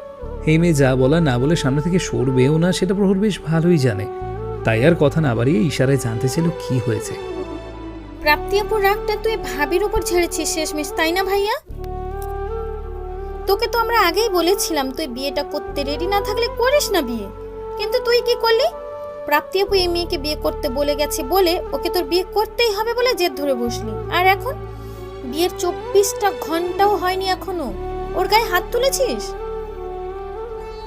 সামনের দিনগুলোতে কি করবি বলতো? কথায় কথায় মারবি, বাড়ি থেকে বের করে দিবি, তারপর ডিভোর্স, তাই তো? এটাই তো তোর প্ল্যান? তোর এই অধপতনটা দেখে প্রাপ্তি খুব আনন্দ পাবে না রে ভাইয়া? স্নিগ্ধা, নিজের মনে আকাশ কুসুম গল্প বানিয়ে নিস না আগে থেকেই। যেমন ভাবছিস তেমন কিছুই হয়নি, জাস্ট অ্যাক্সিডেন্টলি। অ্যাক্সিডেন্টালি কি ভাইয়া? অন্ধকারে দরজার সাথে একটু মাথা লেগে গেছে, বেশি ব্যথা পায়নি মেয়েটা, শুধু ওই একটুখানি কেটে গেছে। ভাবির মতো তুইও এসব বলবি নাকি এখন? ছোট হতে পারি, কিন্তু কোনটা বেখেয়ালে দেওয়ালে ধাক্কা লাগার দাগ আর কোনটা কাউকে ফেলে দেওয়ার কাটা, তার পার্থক্যটা ঠিকই বুঝতে পারি। স্নিগ্ধা, আসলে বিয়েটা তুই নিজের ইচ্ছে আর প্রাপ্তির শেষ ইচ্ছেটা পূরণের জন্য করেছিস ভাইয়া। এখানে ভাবির কি দোষ আমাকে বলতে পারবি? যদি দোষ থাকে তাহলে আজ বউ ভাতের পর ওকে ওর বাড়িতে রেখেই আসিস, আর যদি দোষটা ওর না হয়ে তোর হয় তাহলে দয়া করে তোর এই মিথ্যে জেদটা ছেড়ে দে। যে একবার চলে গেছে সে হাজার মাথা কুটলেও ফিরবে না ভাইয়া, তাই যে আছে তাকে নিয়েই ভালো থাকতে শিখে নে, নইলে হয়তো অতীত আগলে বসে থাকতে থাকতে বর্তমানের সাথে ভবিষ্যৎটাও কখনো বালির ঘরের মতো ধুয়ে মুছে যাবে, টেরও পাবি না। স্নিগ্ধার কথাগুলো ভেবে নিজেকে কেমন একটা অপরাধী মনে হচ্ছে প্রহরের। মেয়েটার তো আসলেই কোনো দোষ নেই, তবু নিজের রাগটা ওর উপরেই ছেড়েছে। প্রহর নিজের মনে এবার একটা সিদ্ধান্ত নিল। তিথি যদি সম্পর্কটা রাখতে না চায় তাহলে সেটাই করবে প্রহর। এই জোর করে চাপিয়ে দেওয়া সম্পর্কটা থেকে মুক্ত করে দেবে প্রহর ওকে। কিন্তু যদি তিথি সব মেনে নিয়েও থাকতে চায় তাহলে তাহলে কি করবে প্রহর? নিজে কি পারবে তিথিকে নিয়ে সবটা নতুন করে শুরু করতে? প্রাপ্তিকে ঘিরে তিল তিল করে করা স্বপ্নগুলোর ভাগ কি প্রহর আদৌ তিথিকে দিতে পারবে, নাকি ভালোবাসতে পারবে যতটা প্রাপ্তিকে বেসেছিল? ফোনে ইম্পর্ট্যান্ট একটা কল আসতেই একটু বেরিয়েছিল প্রহর। হাতের কাজটা শেষ করে বাসায় ফিরে উৎসব মুখর একটা বিয়েবাড়ির ছবি দেখল প্রহর। প্রহর তিথির রিসেপশনে আত্মীয় স্বজন পাড়ার প্রতিবেশী প্রায় সবাই যোগ দিয়েছে। যে আত্মীয়দের চেহারা দেখেছে কয়েক বছর হয়ে গেছে, বা যে প্রতিবেশী দুদিন আগেও প্রহরের নামে দোষ ধরছিল, সবাই এসেছে অনুষ্ঠানে। কেউ আত্মীয়তা রক্ষা করতে, আর কেউ নতুন কোনো মুখরোচক গল্পের আশায়। কথাগুলো ভেবে নিজের মনে হাসতে হাসতেই স্টেজের দিকে চোখ পড়তেই থমকে গেল প্রহর। বরকনের জন্য স্টেজটা অন্যদের বসার জায়গা থেকে কিছুটা আলাদা করে করা হয়েছে। ফুল দিয়ে সাজানো স্টেজটার মধ্যমণি হয়ে বসে আছে একটা সাদা পরী। পরী বললেও হয়তো কম বলা হচ্ছে প্রহরের এই মুহূর্তে। ধবধবে সাদা একটা শাড়ি পরনে তিথির। সাদা জর্জেটের শাড়িতে সাদা রেশমি সুতোয় ফুলের কাজটা বেশ দারুণ করে ফুটিয়ে তুলতে পেরেছেন কারিগর। আর সেই সাদা ফুলে মোড়ানো শাড়িতে হালকা মেকআপের সাথে চুলের বেলির গাঁজরা জড়িয়ে পুরো বেলি ফুলের মতো দেখাচ্ছে তিথিকে। টুকটুকে রাঙা শাড়িতে বউয়ের বেশি তিথিকে দেখে প্রহরের ঘোর না লাগলেও আজ বৌভাতের দিন সাদা পরী রূপে তিথিকে দেখে অজান্তেই একটা হার্টবিট মিস হলো প্রহরের। একটু পরেই কেউ একজন সামনে এগিয়ে যাওয়ার সময় প্রহরের কাঁধের সাথে ধাক্কা লাগতেই প্রহরের হুঁশ হলো। এতক্ষণ তিথি দিকে এভাবে বোকার মতো তাকিয়েছিল, কথাটা ভাবতেই নিজেরই হাসি পেল প্রহরের। তিথি দিকে আরেক নজর তাকিয়ে রুমের দিকে রওনা হলো। এদিকে তিথিও একটু পরপর মুখ তুলে সামনের দিকে তাকিয়ে কারো খোঁজ করছে। কারো চোখে চোখ পড়তে আবার লাজুক চোখজোড়া নামিয়ে নিচ্ছে মেয়েটা। মানুষটা হুট করে কোথায় চলে গেছে জানে না তিথি। কাউকে ডেকে জিজ্ঞেস করতে ইচ্ছে করছে লোকটা কোথায় গেছে জানে কিনা, কিন্তু তিথি নিজেও জানে কাজটা অসম্ভব ওর পক্ষে। মুখ নিচু করে কথাগুলো ভাবতে ভাবতে পাশ থেকে কারো কথা শুনে চমকে গেল তিথি। লাজুক হেসে মুখ লুকিয়েই বসে রয়েছে মেয়েটা। এতক্ষণের যত ছটফটানি সব যেন এক নিমিষে লজ্জার ঘোমটা দিয়ে ঘিরে ফেলেছে মেয়েটাকে। মুখ তুলে যে মানুষটার দিকে এক নজর তাকাবে সেই শক্তিটুকুও যেন পাচ্ছে না মেয়েটা। ফুলে সাজানো স্টেজে একটা ফুলবড়ি দেখা পেলাম, আর কতক্ষণ মুখ লুকিয়ে হৃদয়ের দহন বাড়াবেন ম্যাডাম? একবার মুখ তুলে এই অধমকেও একবার দেখার সুযোগ করে দিবেন প্লিজ। বেশ কিছুটা সময় কেটে যাওয়ার পরও তিথি মুখ তুলছে না দেখে প্রহর আলতো করে তিথির হাতে হাত ছুঁয়ে দিল। তিথি চমকে উঠে মুখ তুলে প্রহরের দিকে তাকাতেই তিথির চোখ সরল না প্রহরের উপর থেকে। তিথি শাড়ির সাথে ম্যাচিং করে সাদা শেরওয়ানিতে প্রহরকে দেখতে তুষার শুভ্র কোনো অলৌকিক দুনিয়ার রাজপুত্রের মতো দেখতে লাগছে তিথির কাছে। তার উপরে লোকটা ঠোঁটের কোণে ফুটে থাকা বাঁকা হাসিটা অন্যরকম একটা বিশেষত্ব ফুটে উঠেছে তার আজকের রাজপুত্রের সাথে। তিথির অবাক চোখে তাকিয়ে থাকার মাঝে প্রহর সবার চোখ এড়িয়ে নিজের হাতে ধরা টিস্যু পেপারটা আলতো করে তিথির কানের পিছে ছুঁয়ে দিল। তিথি থতমতো খেয়ে গেল প্রহরের কাছে। প্রহর এবার হেসে একটু এগিয়ে গেল তিথির দিকে। এই ধবধবে সাদা পরিটাকে একটু কাজল ছুঁয়ে দিলাম, যাতে আমার ছাড়া আর কারো নজর না লাগে এই শুভ্রতার পরিটাকে। আইলাইনারের কালো ছোঁয়ার চেয়েও পরিটার টানা চোখে কাজলের কালিটা বোধহয় বেশি ভালো করে ফুটে উঠত। কিন্তু এই সাজে দেখার আগে তো ভাবতেই পারিনি এত মিষ্টি দেখতে লাগবে মিসেস চৌধুরীকে। জানলে তো আগেই বলে দিতাম। সাদা পরিটার কালো টানা টানা চোখ দুটো কাজলের আছড়ে আরো গভীর করে ফুটিয়ে তুলতে। ইস, জি, ওগো শুভ্র পরি, আপনার গভীর কালো চোখের মায়ায় আর কাউকে ডুবিয়ে মারবেন না প্লিজ। আপনার এই গভীর চোখে কেউ তাকালেও তাকে হয়তো খুন করে ফেলবো আমি। কি সব বলছেন আপনি? সবাই আছে এখানে, কেউ শুনলে কি ভাববে বলুন তো? কে কি ভাববে সেটা তোয়াক্কা করি না আমি। অবশ্য আজ তোমাকে কাজলের শ্বাসটা না দিয়ে ভালোই করেছে। কেন? ওই যে বললাম তোমাকে এমনিতে সাদা পরির মতো লাগছে, কাজলের ছোঁয়ায় তো মায়াবিনী লাগতো। আর আমার সামনে কেউ আমার গল্পের মায়াবিনীর দিকে হা করে তাকিয়ে থাকতো, তাহলে হয়তো এতক্ষণ একটা ছোটখাটো ফাইট সিন হয়ে যেত। ব্যাপারটা কি ভালো দেখাতো বলো? আপনি কি সব আবল তাবল কথা বলছেন আজকে? আপনি কি ড্রিঙ্ক করে এসেছেন নাকি? তোমাদের মেয়েদেরকে নিয়ে এই এক সমস্যা, কমপ্লিমেন্ট দিলে সেটা মানতেই চাও না। কিন্তু যদি বলতাম দেখতে একদম পেতনির মতো লাগছে, সাদা শাড়িতে জলজান্ত শ্যাওড়া গাছের শাকচুনির মতো লাগছে, সেটা তো নেচে নেচে বিশ্বাস করে নিতে। বড়ই অদ্ভুত এই মেয়ে জাতি। প্রহরের মুখের দিকে হা করে তাকিয়ে রইল তিথি। লোকটা কি সব উল্টোপাল্টা কথা বলছে সবাই তিথির মাথার উপর দিয়ে যাচ্ছে। প্রহর একটু বিরক্ত হয়ে তিথির মুখের দিকে তাকিয়ে থাকতে থাকতে কারো একটা কথা শুনে চমকে তাকালো। মেয়ে জাতি যদি এতই অদ্ভুত হয় তাহলে ভাই তুই বিয়ে করলি কেন? কোথায় ভেবেছিলাম দুই বন্ধু একসাথে বিয়ে করব। আমার সব ইচ্ছেই পানি ঢেলে দিয়ে নিচে তো বিয়ে করে নিলি, এখন আবার মেয়ে জাতিকে দোষ দিয়ে আমাকে ভয় দেখাতে চাইছিস। এটা কেমন বন্ধুর কাজ করলি তুই প্রহর? তন্ময়, স্টেজের সামনে দাঁড়ানো লোকটাকে দেখে প্রহর প্রায় লাফিয়ে স্টেজ থেকে নেমে এসে জড়িয়ে ধরল তাকে। দুই পুরাতন বন্ধু বহুদিন পর একে অন্যকে পেয়ে যেন কোথায় আছে সব বলে ছেলে মানুষই শুরু করেছে। সবাই হা করে সেটাই দেখছে। প্রহর নিজেকে সামলে নিয়ে তন্ময়ের পেটে ধুপ করে একটা ঘুষি বাগিয়ে দিতেই বেচারা তন্ময় ব্যথায় কোকিয়ে উঠে একটু সরে এলো প্রহরের কাছ থেকে। তন্ময় একটা জোরে নিঃশ্বাস নিয়ে প্রহরের উপর হামলা করলো। ধীরে ধীরে হাসি মুখে দুই বন্ধুর পাগলামি দেখছে। অবশ্য ওদের দুজনের ছেলে মানুষই একটু পর থেমেও গেল হঠাৎ আসা ঝড়ের মতো করেই। এবার আবার দুই বন্ধু একে অন্যকে জড়িয়ে ধরলো বহুদিন আগের সে হারিয়ে যাওয়ার অভ্যেসের মতো করে। শালা, এত বছরে এতবার করে বলার পরেও ফিরিসনি দেশে। শুধু মোবাইলের মধ্যে তোর পায়ে ধরাটা বাকি ছিল আমাদের। আজ হুট করে দেশে ফিরে তুই এসেছিস আমাকে তোর দুঃখের ফিরিস্তি শোনাতে। তোকে শালা গুলি করে মারা উচিত, এটা জানিস তুই? তোকে আমার প্রেমের কাহিনী শোনাতে গিয়েছিলাম, তুই কি বলেছিলি মনে আছে?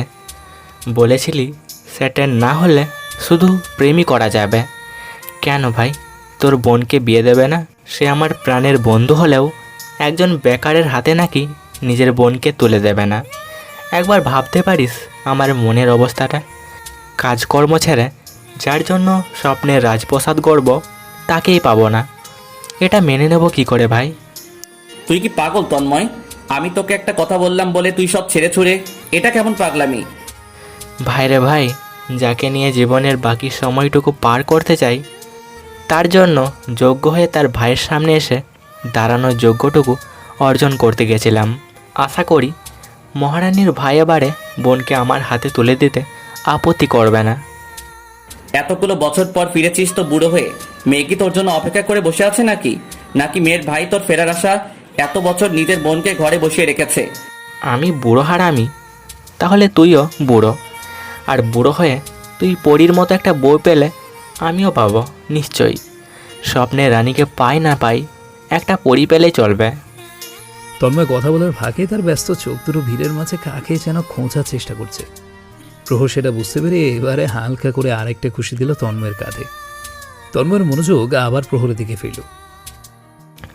ভাই রে ভাই, বিয়ে করে তোর উন্নতি হলো নাকি অবনতি বুঝতে পারছি না। কথায় কথায় ধুমধাম মারছিস যে। এই যে ভাবি, আমি ওর বন্ধু বলে এসব নির্যাতন মুখ বুজে মেনে নিচ্ছি। আপনি কিন্তু একদম মানবেন না, বলে দিলাম। নারী নির্যাতনের মামলা ঠুকে দেবেন। প্রয়োজন হলে আমি আপনার পক্ষে সাক্ষী দেব। তুই বেটা এতদিন পর দেশে ফিরে এসেছিস, কিন্তু মানুষ হলি না। এখনো নজর এদিক ওদিক চরকির মতো ঘুরছে। আবার বলছিস মারছি কেন? ভাই রে ভাই, কারো বোনকে তো বিয়ে করতে পারবো কি না বুঝতে পারছি না। ভাবছি তো রিসেপশন থেকে তোর এক শালিকাকে পটিয়ে নিয়ে গিয়ে আজই বিয়ে করে ফেলবো। এত অপেক্ষা করার ধৈর্য আমার নেই ভাই। তুই জীবনেও সিরিয়াস হবি না, তাই না তন্ময়? সিরিয়াসলি বলি না বলেই তো তোর সাজেশন শুনে এতগুলো বছর অন্য একটা দেশে নিজেকে প্রতিষ্ঠিত করতে গাধার মতো খেটেছি। মানে কিছু না, নিজে তো বিয়ে করে হাত পা ঝেড়ে ফেললি। এবারে তোরা নতুন বর বউ মিলে আমাকে একটা বউ এনে দে। তোর পায়ে পড়ি ভাই। তন্ময়, আরে বাবা, এ কি ধরনের বায়না? বায়না হলে বায়না, তুই আমাকে আমার বউ এনে দে। দরকার হলে তোর হানিমুন আমি স্পন্সর করব। ভাই রে, আমার বই খুঁজে দিয়েছে আরেকজনে। আমি আর তোর জন্য কি বউ খুঁজবো বল? সালা, তোকে নিয়ে যে কিচ্ছু হবে না সেটা আমি জানতাম। ও ভাবি, এই অদম ভাইটির জন্য আপনার বোন বা ননদিকে খুঁজে দিন না প্লিজ। আজীবন আপনার পার্টিকে ভোট দেব, প্রমিস। তিথি তন্ময়ের কথাটা শুনে হেসে ফেলল। কিছু বলল না দেখে তন্ময় আবার প্রহরের সাথে বকবক করায় মন দিল। দূর থেকে কেউ একজন যে এতক্ষণ ধরে ওদের পাগলামিগুলো দেখে চোখের পানি গোপন করতে নিঃশব্দে পিছিয়ে গেছে, কেউ সেটা খেয়ালই করলো না। প্রহরের সাথে অনেকক্ষণ পাগলামি করার পর প্রহরকে প্রায় এক প্রকার ঠেলে নিয়ে স্টেজে তিথির পাশে বসিয়ে দিয়ে এসেছে তন্ময়। বৌভাতের প্রোগ্রামে বর বন্ধুদের সাথে আড্ডা দিচ্ছে, ব্যাপারটা কেমন দেখায় না? অবশ্য তন্ময়ের মাথায় এত ফর্মালিটি চিন্তা নেই। তার সমস্ত অস্বস্তি জুড়ে যার বসবাস, তাকে খুঁজে পেতেই এখন তন্ময়ের সমস্ত সত্তা যেন এতক্ষণে বিদ্রোহ করতে চাইছে। এতদিন পর বন্ধুর সাথে দেখা হয় না, তাকে ছাড়তে ইচ্ছে করছে, আর না প্রিয় মানুষটাকে এক নজর দেখার লোভটাকে সামলাতে পারছে। শেষে নিজেকে কোনো মতে এটা সেটা বুঝিয়ে প্রহরকে বিদায় দেওয়ার সিদ্ধান্তটাই নিয়েছে তন্ময়। প্রহরেরও তো একটু প্রাইভেসি প্রয়োজন। তন্ময় স্টেজের দিকটা ঘুরতে ঘুরতে প্রহরদের বাড়ির ভেতরের দিকেই পা বাড়ালো। বাড়ির ভেতরে কাউকে দেখতে না পেয়ে একটু হতাশ হয়েই ফিরে যাচ্ছিল তন্ময়। একটা রুমের পাশ দিয়ে আসার সময় একটা চাপা কান্নার শব্দ শুনে তন্ময় থেমে গেল। এই বিয়ে বাড়িতে এত আনন্দের মাঝে কে কান্না করছে জানার কৌতূহলটা দমাতে পারল না ছেলেটা। দরজায় নক করবে এমন সময় খেয়াল করলো দরজাটা বন্ধ নয়, হালকা করে চাপিয়ে দেয়া। তন্ময় কিছু না ভেবে হালকা করে ঠেলা দিতেই দরজাটা নিঃশব্দে খুলে গেল। দরজা খুলে যাওয়ার পরেই দৃশ্যটা দেখে তন্ময় অবাক হলো নাকি আকাশ থেকে পড়লো সেটা তন্ময় নিজেও জানে না হয়তো। ফ্লোরে কুটি কুটি হয়ে বসে বিছানায় মুখ লুকিয়ে যে মানুষটা কাঁদছে, তার মুখ দেখতে না পারলেও তন্ময়ের বুকের ভেতরটা তার কান্নায় কেমন হাহাকার করে উঠল। হালকা গোলাপি রঙে বার্বি ডল টাইপের লেহেঙ্গাটা ফ্লোরে এমন অবহেলায় লেপ্টে আছে যেন কোনো রাজকন্যা তার সবচেয়ে প্রিয় জিনিসটা হারিয়ে শোকে মিলিয়ে গেছে। তাই ফুলের নকশা তোলা মখমলের ওড়নাটা যেন তার পাশে ঝিরি ঝিরি ঝর্ণার মতো নীরবে কান্নার ঢেউ তুলছে। রাজকন্যার বিশাল প্রাসাদেও যেন কান্নার রোল পড়েছে বলে ভ্রম হচ্ছে তন্ময়ের। নিজের চিন্তা ভাবনাগুলো কেমন গোলমাল পাকিয়ে যাচ্ছে তন্ময়ের চোখের সামনে। এই মেয়েটা কে জানার আগ্রহ বাড়ার সাথে সাথে ছোট্ট একটা আশার আলো উকি দিচ্ছে যেন তন্ময়ের ভাঙা মনের কোনায়। কেন মনে হচ্ছে এই সে যার জন্য 7 সাগর পাড়ি দিয়ে ফিরেছে তন্ময়। কেমন একটা ঘোরের মাঝেই তন্ময় মেয়েটার কাছে এগিয়ে গিয়ে একটু দূরত্ব রেখে দাঁড়ালো তন্ময়। কাঁপা কাঁপা গলায় কি বলবে সেটাও ঠিক করতে পারল না ছেলেটা। আবেগগুলো হুট করেই যেন গলায় এসে জড়ো হয়ে কথাগুলো আটকে দিতে চাইছে। তবু নিজেকে সর্বোচ্চ চেষ্টা করে রাজকন্যাকে ডাকলো তন্ময়। যদি মুখ তুলে একবার তাকায় তার ক্রন্দনরত প্রেয়সী। এভাবে কাঁদছো কেন? আজকে এত খুশির দিনটাও এভাবে কেঁদেই নষ্ট করবে শ্রী? শ্রীনামটা শুনেই চমকে মুখ তুলে তাকালো স্নিগ্ধা। ওকে এই অদ্ভুত নামে ডাকার মতো যে পৃথিবীতে একটা মানুষই আছে যার উপরে রাজ্যের অভিমান জমিয়ে বসেছিল এতগুলো দিন। আজ এতগুলো বছর পর কোথা থেকে লোকটা এসে ওর বহুদিন পুরনো ক্ষতটাকে আরো বিধ্বস্ত করে তুলতে চাইছে সেইটাই বুঝতে পারছে না স্নিগ্ধা। স্নিগ্ধার নিষ্পলক চাহনিটা এতদিনের সমস্ত অভিমান নীরবে প্রকাশ করছে তন্ময়ের কাছে। চোখাচোখি হতেই স্নিগ্ধা চোখ সরিয়ে নিয়ে তাড়াহুড়ো করে নিজের কান্না ভেজা চোখচোরা অন্যদিকে ফিরিয়ে নিতেই তন্ময় স্নিগ্ধার সামনে বসে পড়ল। নিজের এত বছরের অন্তর্ধানের কি ব্যাখ্যা করবে তন্ময় সেটা ভাবতে ব্যস্ত। স্নিগ্ধা নিজের মুখটা দু হাতে মুছে নিয়ে আবার তন্ময়ের দিকে ফিরল। আরে তন্ময় ভাইয়া যে অনেকদিন পর এলেন এবারে। আমি তো আরো ভাবলাম এই জীবনে বুঝি আর আপনার সাথে দেখা হবে না। তন্ময় চমকে উঠল স্নিগ্ধার কান্না ভেজে কণ্ঠটা শুনে। এবার আর কিছু ভাবতে সময় নষ্ট করল না তন্ময়। হুট করে এগিয়ে এসে স্নিগ্ধার ভেজা মুখটা দু হাতে তুলে ধরল। এসব কীরকম কথা শ্রী? এসব কথা একদম বলবে না, বলে দিলাম। রেগে আছে আমার পরে মানছি, তবুও একদম মুখে আনবে না। স্নিগ্ধা এতক্ষণে নিজেকে সামলে নিয়েছে। ধীর হাতে নিজেকে তন্ময়ের হাত থেকে ছাড়িয়ে নিয়ে শান্ত হয়ে তন্ময়ের মুখের দিকে তাকিয়ে একটা দীর্ঘশ্বাস গোপন করল স্নিগ্ধা। আপনার কোথাও ভুল হচ্ছে ভাইয়া। এই নামে আমাদের বাড়িতে কেউ থাকে না। আগে কখনো থাকতো কিনা জানি না, তবে এখন আর থাকে না। আর আপনি এখানে কি করছেন? প্রহর ভাইয়া রিসেপশন বাইরে হচ্ছে, আপনার সেখানে যাওয়া উচিত। আপনি যান, ভাইয়ারা হয়তো এতক্ষণে আপনার খোঁজ করছে। এভাবে অভিমান করে থাকবে শ্রী? আমার কথাটা একবার শুনবে না? আমি কেন চলে গেলাম? এই 4টা বছর কি করে আমার স্ত্রীর থেকে দূরে থেকেছি? আমার কিচ্ছু জানার বা শোনার নেই তন্ময় ভাইয়া। আপনার লাই, আপনার নিজের রুলস, নিজের সিদ্ধান্ত, সেসবে আমার নাক গলানোর যেমন অধিকার নেই, তেমনি আমার মন্তব্য করারও কোনো কারণ নেই। হ্যাঁ, হুট করে যখন আপনার আশা বন্ধ হয়ে গেল, অবাক হয়েছিলাম সেদিন। এর বেশি কিচ্ছু না। তাই কেন চলে গেলেন সেটা জানারও কোনো প্রয়োজন দেখছি না। সত্যি কি অবাকই হয়েছিল শ্রী? আর কিছু না? কিছু ফিল করনি এই মানুষটা না থাকায়? না। স্নিগ্ধার বরফ শীতল কণ্ঠে না শব্দটা শুনে চমকে উঠল তন্ময়। মেয়েটা অভিমান করে থাকবে সেটা তন্ময় জানতো, তাই বলে এতটা পাথর হয়ে যাবে কয়টা বছরে? তন্ময়ের অবাক চোখ থেকে চোখ সরিয়ে নিয়ে স্নিগ্ধা ফ্লোর থেকে উঠে দাঁড়িয়ে নিচের ড্রেসটা ঠিক করে ওড়নাটা ঠিক করায় মনোযোগ দিল। তন্ময় থতমত খেয়ে কিছুক্ষণ বসে থেকে নিজে উঠে দাঁড়ালো। কিছুই যদি না করো তাহলে এত কাঁদছিলে কেন? আপনার হুট করে নিরুদ্দেশ হওয়ার জন্য যেমন আপনি কাউকে জবাবদিহি করতে বাধ্য নন, তেমনি আমি কেন কাঁদছি সেটার জবাবদিহি করতে আমি বাধ্য নই। ঝগড়া করতে চাইছো নাকি শাস্তি দেবে বলে ডিসিশন নিয়েছ? আপনার সাথে আমার না ঝগড়া করার সম্পর্ক আছে, আর না শাস্তি দেওয়ার মতো সম্পর্ক আছে। তাই কোনোটারই প্রশ্ন উঠছে না। শ্রী, আমার কথাটা একবার শোনো না প্লিজ, তারপর না হয় অভিমান করো। আমি কিচ্ছু বলতে আসবো না তখন। দেখুন ভাইয়া, আপনাকে আবারও বলছি, এই বাড়িতে স্ত্রী বলে কেউ নেই। যদিও থাকতো, মনে করুন সে আরও 4 বছর আগে মরে গেছে। আজ যে আপনার সামনে দাঁড়িয়ে সে স্নিগ্ধা, আপনার বন্ধুর ছোট বোন। বন্ধুর বোনের কাছে অভিমান আশা করাটা একটু বোকামি না বলুন? স্নিগ্ধা, ভাইয়ার শ্বশুরবাড়ির লোকজন মনে হয় এতক্ষণে চলে এসেছে। আমি রেডি, অনেক দেরি হয়ে গেছে। ইস, আচ্ছা ভাইয়া, আপনি কি কিছু খুঁজছিলেন? খুঁজুন, আমি স্টেজের ভাবির কাছে যাচ্ছি। কিছু কি লাগবে আপনার? আমার তোমাকে লাগবে শ্রী, আমার শ্রীকে। 4 বছর আগে সেই মানুষটিকে যে আমাকে এক নজর দেখবে বলে দরজার আড়ালে লুকিয়ে থাকতো, আমার সাথে কথা বলবে বলে এটা সেটা বাহানায় বারবার ড্রয়িং রুমে ঘুরঘুর করতো, সেই পাগলি মেয়েটাকে আমার চাই স্নিগ্ধা।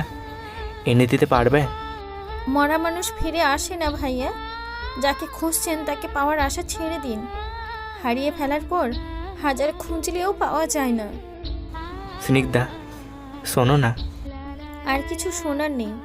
দয়া করে আমাকে আর বিরক্ত করবেন না ভাইয়া। বন্ধুর বোনের পেছনে ঘুরঘুর করা খুব একটা সম্মানের কাজ নয় বোধ হয়।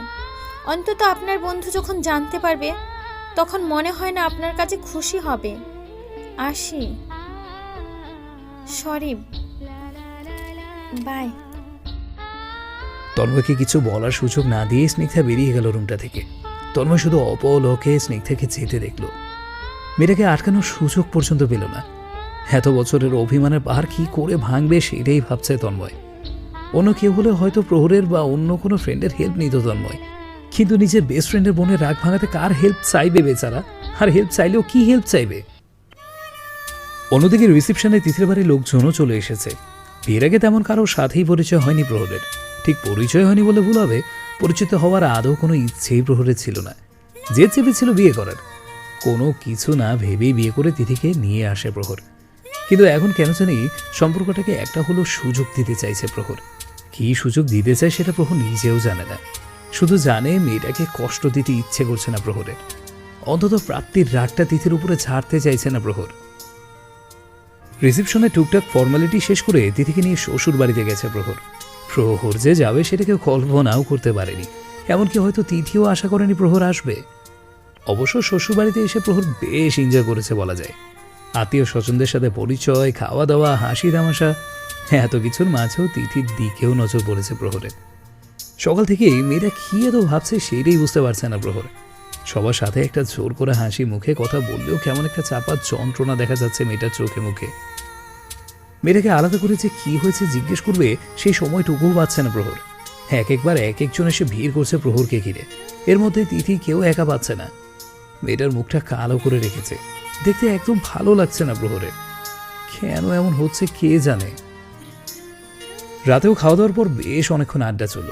প্রহর যখন রুমে এসেছে তখন ঘড়িতে 1টার বেশি বাজে। রুমে এসে একটু অবাক হলো প্রহর। তিথি তখনও জেগেই বসেছিল, প্রহরকে খেয়াল করেনি।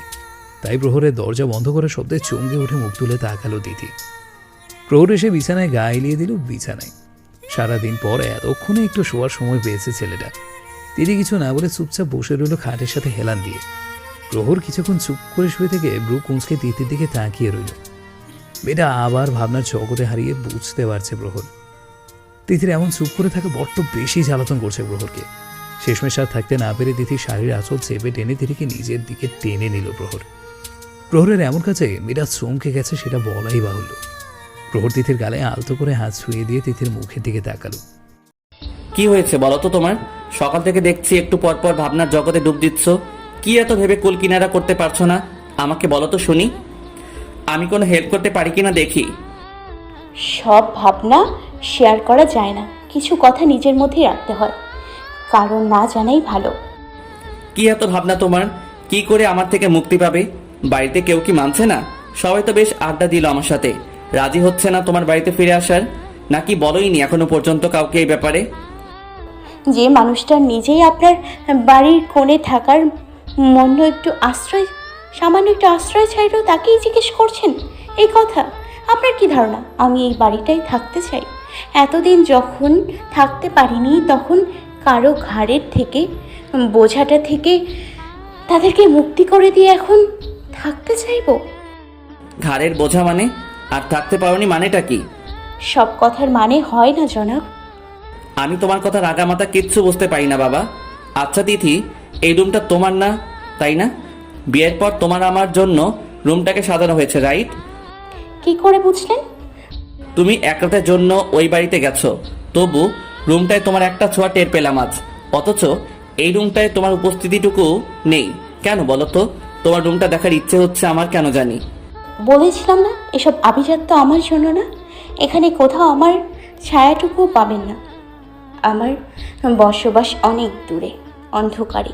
এত আলোর পৃথিবীটা আমার জন্য না। মানে? তিথি এবারে আর প্রহরের কথাটা জবাব দিল না। একটু সরিয়ে এসে আবার বিছানায় হেলান দিয়ে বসে ছোট্ট একটা দীর্ঘশ্বাস চাপার চেষ্টা করলো। আর প্রহর কিছুই না বুঝে তিথির মুখের দিকে বোকার মতো তাকিয়ে রইল। মেয়েটার কথাগুলো সবে মাথার উপর দিয়ে যাচ্ছে প্রহরের। এত রহস্যময়ী কেন মেয়েটা? এত রহস্যের সমাধান আদৌ কি এক জীবনে করে উঠতে পারবে প্রহর? নাকি এই মায়াময়ী রহস্যের সমাধান করতে আরো কয়েকটা জীবন লেগে যাবে কে জানে। হ্যালো বন্ধুরা, পরবর্তী পার্ট খুব তাড়াতাড়ি আসবে, তো সবাই অপেক্ষায় থাকো। আর চ্যানেলটি যারা এখনো সাবস্ক্রাইব করোনি তারা পরবর্তী পার্ট দেখার জন্য চ্যানেলটি সাবস্ক্রাইব করে রেখো। ধন্যবাদ সবাইকে, আমাদের সাথেই থেকো। সারাদিনের ক্লান্তিতে কখন ঘুমিয়ে গেছে প্রহর টেরই পায়নি একদম। প্রচণ্ড টায়ার্ড হলেও প্রতিদিনের মতো আজও মাঝরাতে ঘুমটা ভেঙে গেছে প্রহরের। এই অভ্যেসটা প্রহরের বহুদিনের। রাত 2:30-3টার মাঝামাঝি সময়ে কেমন করে যেন আপনি গলা শুকিয়ে এসে ঘুম ভেঙে যায় ওর। অবশ্য এক চুমুক পানি খেয়ে নিলে আবার ঘুমের রাজ্যে হারিয়েও যায়। হাজও তাই ঘুম ভাঙতেই চোখ বুঝে হাতড়ে পানির বোতল খুঁজে না পেয়ে চোখ মেলে তাকালো প্রহর। এতক্ষণে টের পেল নিজের পরিচিত রুমে নিয়েও তিথির সাথে ওদের বাড়িতে এসেছে।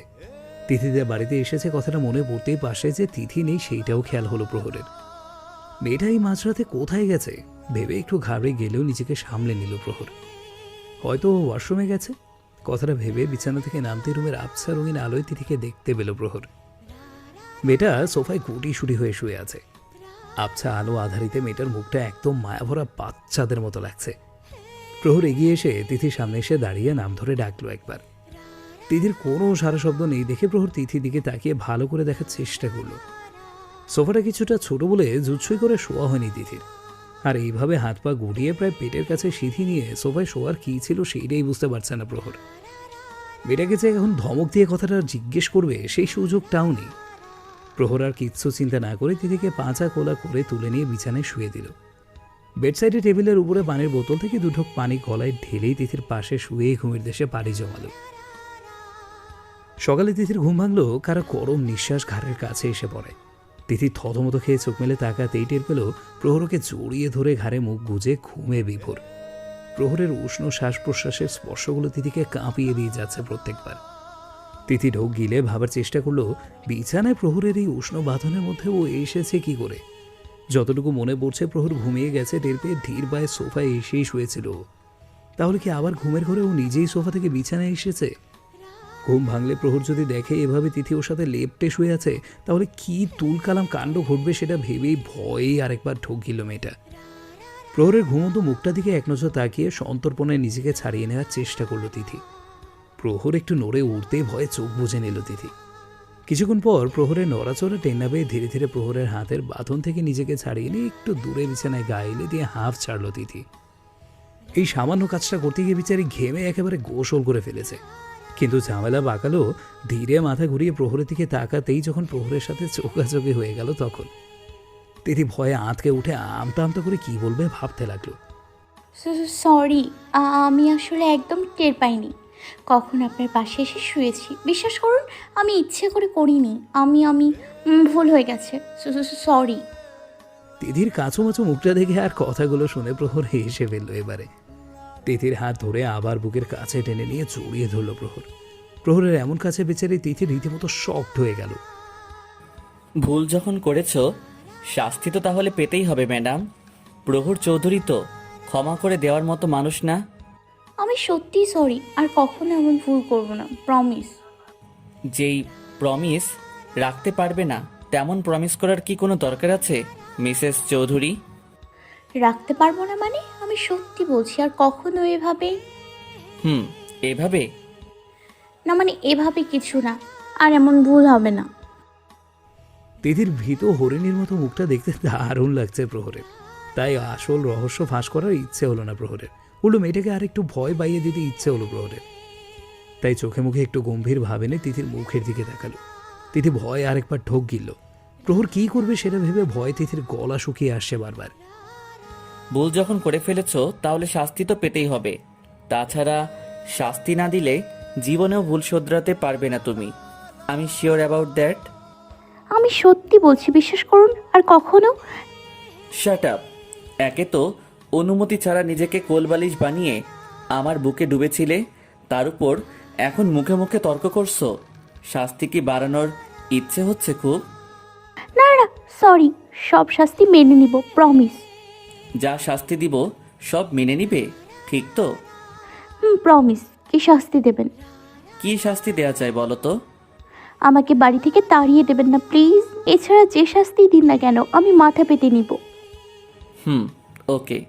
কোলবালিশ জড়িয়ে শোয়ার অভ্যেস আমার বুঝলে, কিন্তু পছন্দ মতো সাইজের বালিশ পাই না কোথাও। নরম তুলোর তুলতুলে বালিশগুলো দুদিন পরেই মিয়ে যায় কেমন, তখন আর জড়িয়ে ধরে মজা লাগে না। অবশ্য তোমাকে জড়িয়ে ধরে দারুণ ঘুম হয়েছে, আর তোমরা নরম তুলতুলে শরীরটা মিয়ে যাওয়াও প্রশ্নই ওঠে না। তাই এবার থেকে তুমি আমার বউ বালিশ, ওকে? বউ বালিশ মানে? কোলবালিশের হিউম্যান ফর্ম বউ বালিশ। অন্য কাউকে তো কোলবালিশ হিসেবে ইউজ করার সুযোগ নেই, তাই তোমাকেই কাজটা করতে হবে। কি সব বলছেন? শাস্তি বুঝো না? এটা তোমার শাস্তি। সাহস কত বিনা পারমিশনে আমার বুকে মুখ লুকিয়েছিল, আবার চোরের মতো পালিয়ে যাওয়ার চেষ্টাও করছিল। অবশ্য এটাকে শাস্তি হিসেবে না ভাবলেও পারো। বউবালিশ হয়ে থাকলে তোমার বাড়ি থেকে তাড়িয়ে দেওয়ার ভয়ও থাকবে না, কারণ আমি আবার কোলবালিশ ছাড়া ঘুমাতে পারি না একদমই। বলো এখন রাজি কি না? জি। আমিও পাগল হয়ে গেছি। শাস্তি দিতে পারমিশন নিব কেন? এখন ম্যাডাম বউবালিশ চুপচাপ শুয়ে থাকুন আগের মতো। আমার ঘুম পুরো হয়নি এখনো। আমার ঘুম ভাঙলে তারপর উঠবেন আপনি। শুনুন না, ভোর হয়ে গেছে তো, এখন উঠে যাই প্লিজ। একটু আগেই বলেছি শাস্তি দিতে আপনার পারমিশন চাই না আমার। চুপচাপ শাস্তি মেনে নেবেন, কথা দিয়েছেন। আসলে প্রহর তিথির কথায় আর কান দিল না। তিথিকে বুকে জাপটে নিয়ে আগের মতো ঘাড়ে মুখ গুছল। আর তিথি থতমত খেয়ে প্রহরের নিবিড় মন্থনের মাঝে ভাবতে লাগলো এটা স্বপ্ন নাকি বাস্তব। এদিকে প্রহরের বাড়িতে তন্ময় আর স্নিগ্ধার মধ্যে চলছে অন্যরকম একটা দ্বন্দ্বযুদ্ধ।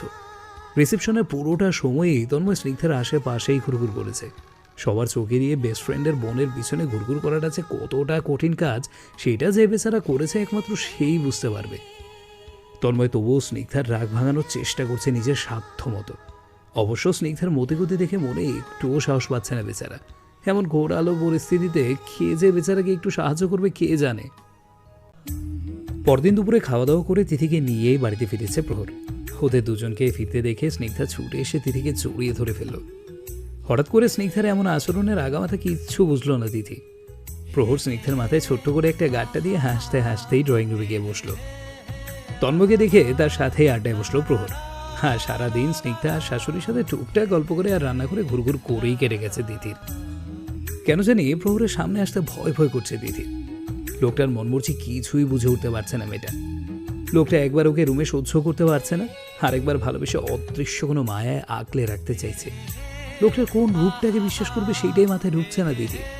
কখনো মনে হয় তার সেই দিনের ঠেলে দূরে সরিয়ে দেওয়াটাই সত্যি, আবার বড়ক্ষণই মনে হয় সবার আড়ালে আলতো হাতে কাজল ছুঁয়ে দেয়া লোকটাই উনি। এর বাইরে তার আর কোনো প্রতিচ্ছবি থাকতেই পারে না।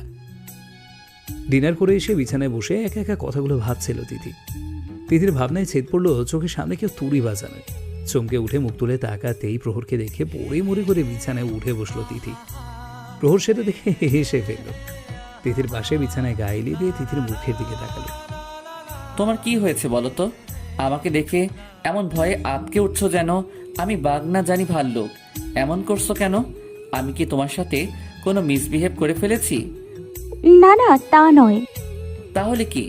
মানছি বিয়ের দিনই ওভাবে তোমার সাথে বিহেভ করাটা সত্যি আমার ভুল হয়েছে। তোমাকে নর্মালি কমফোর্টেবল ফিল করানোর তো চেষ্টা করছি আমি, আর তুমি কিনা আমাকে দেখলেই পারছো না ছিটকে কয়েকশো মাইল দূরে সরে যেতে। অদ্ভুত তো। আরে না না, কি সব বলছেন? ভয় ভয় পাবো কেন? I am fine. তাই নাকি? ওকে, লুক অ্যাট মি নাও। ভয় পাওনি? কথাটা আমার দিকে তাকিয়ে বলো, আমার চোখে চোখ রেখে। আমিও ওয়াশরুমে যাচ্ছি। এই নাকি সে ভয় পায় না আমাকে? চোখে চোখ রেখে সামান্য একটা কথা বলার সাহস নেই, সে এসেছে ভয় পায় না বলতে? হ্যাঁ।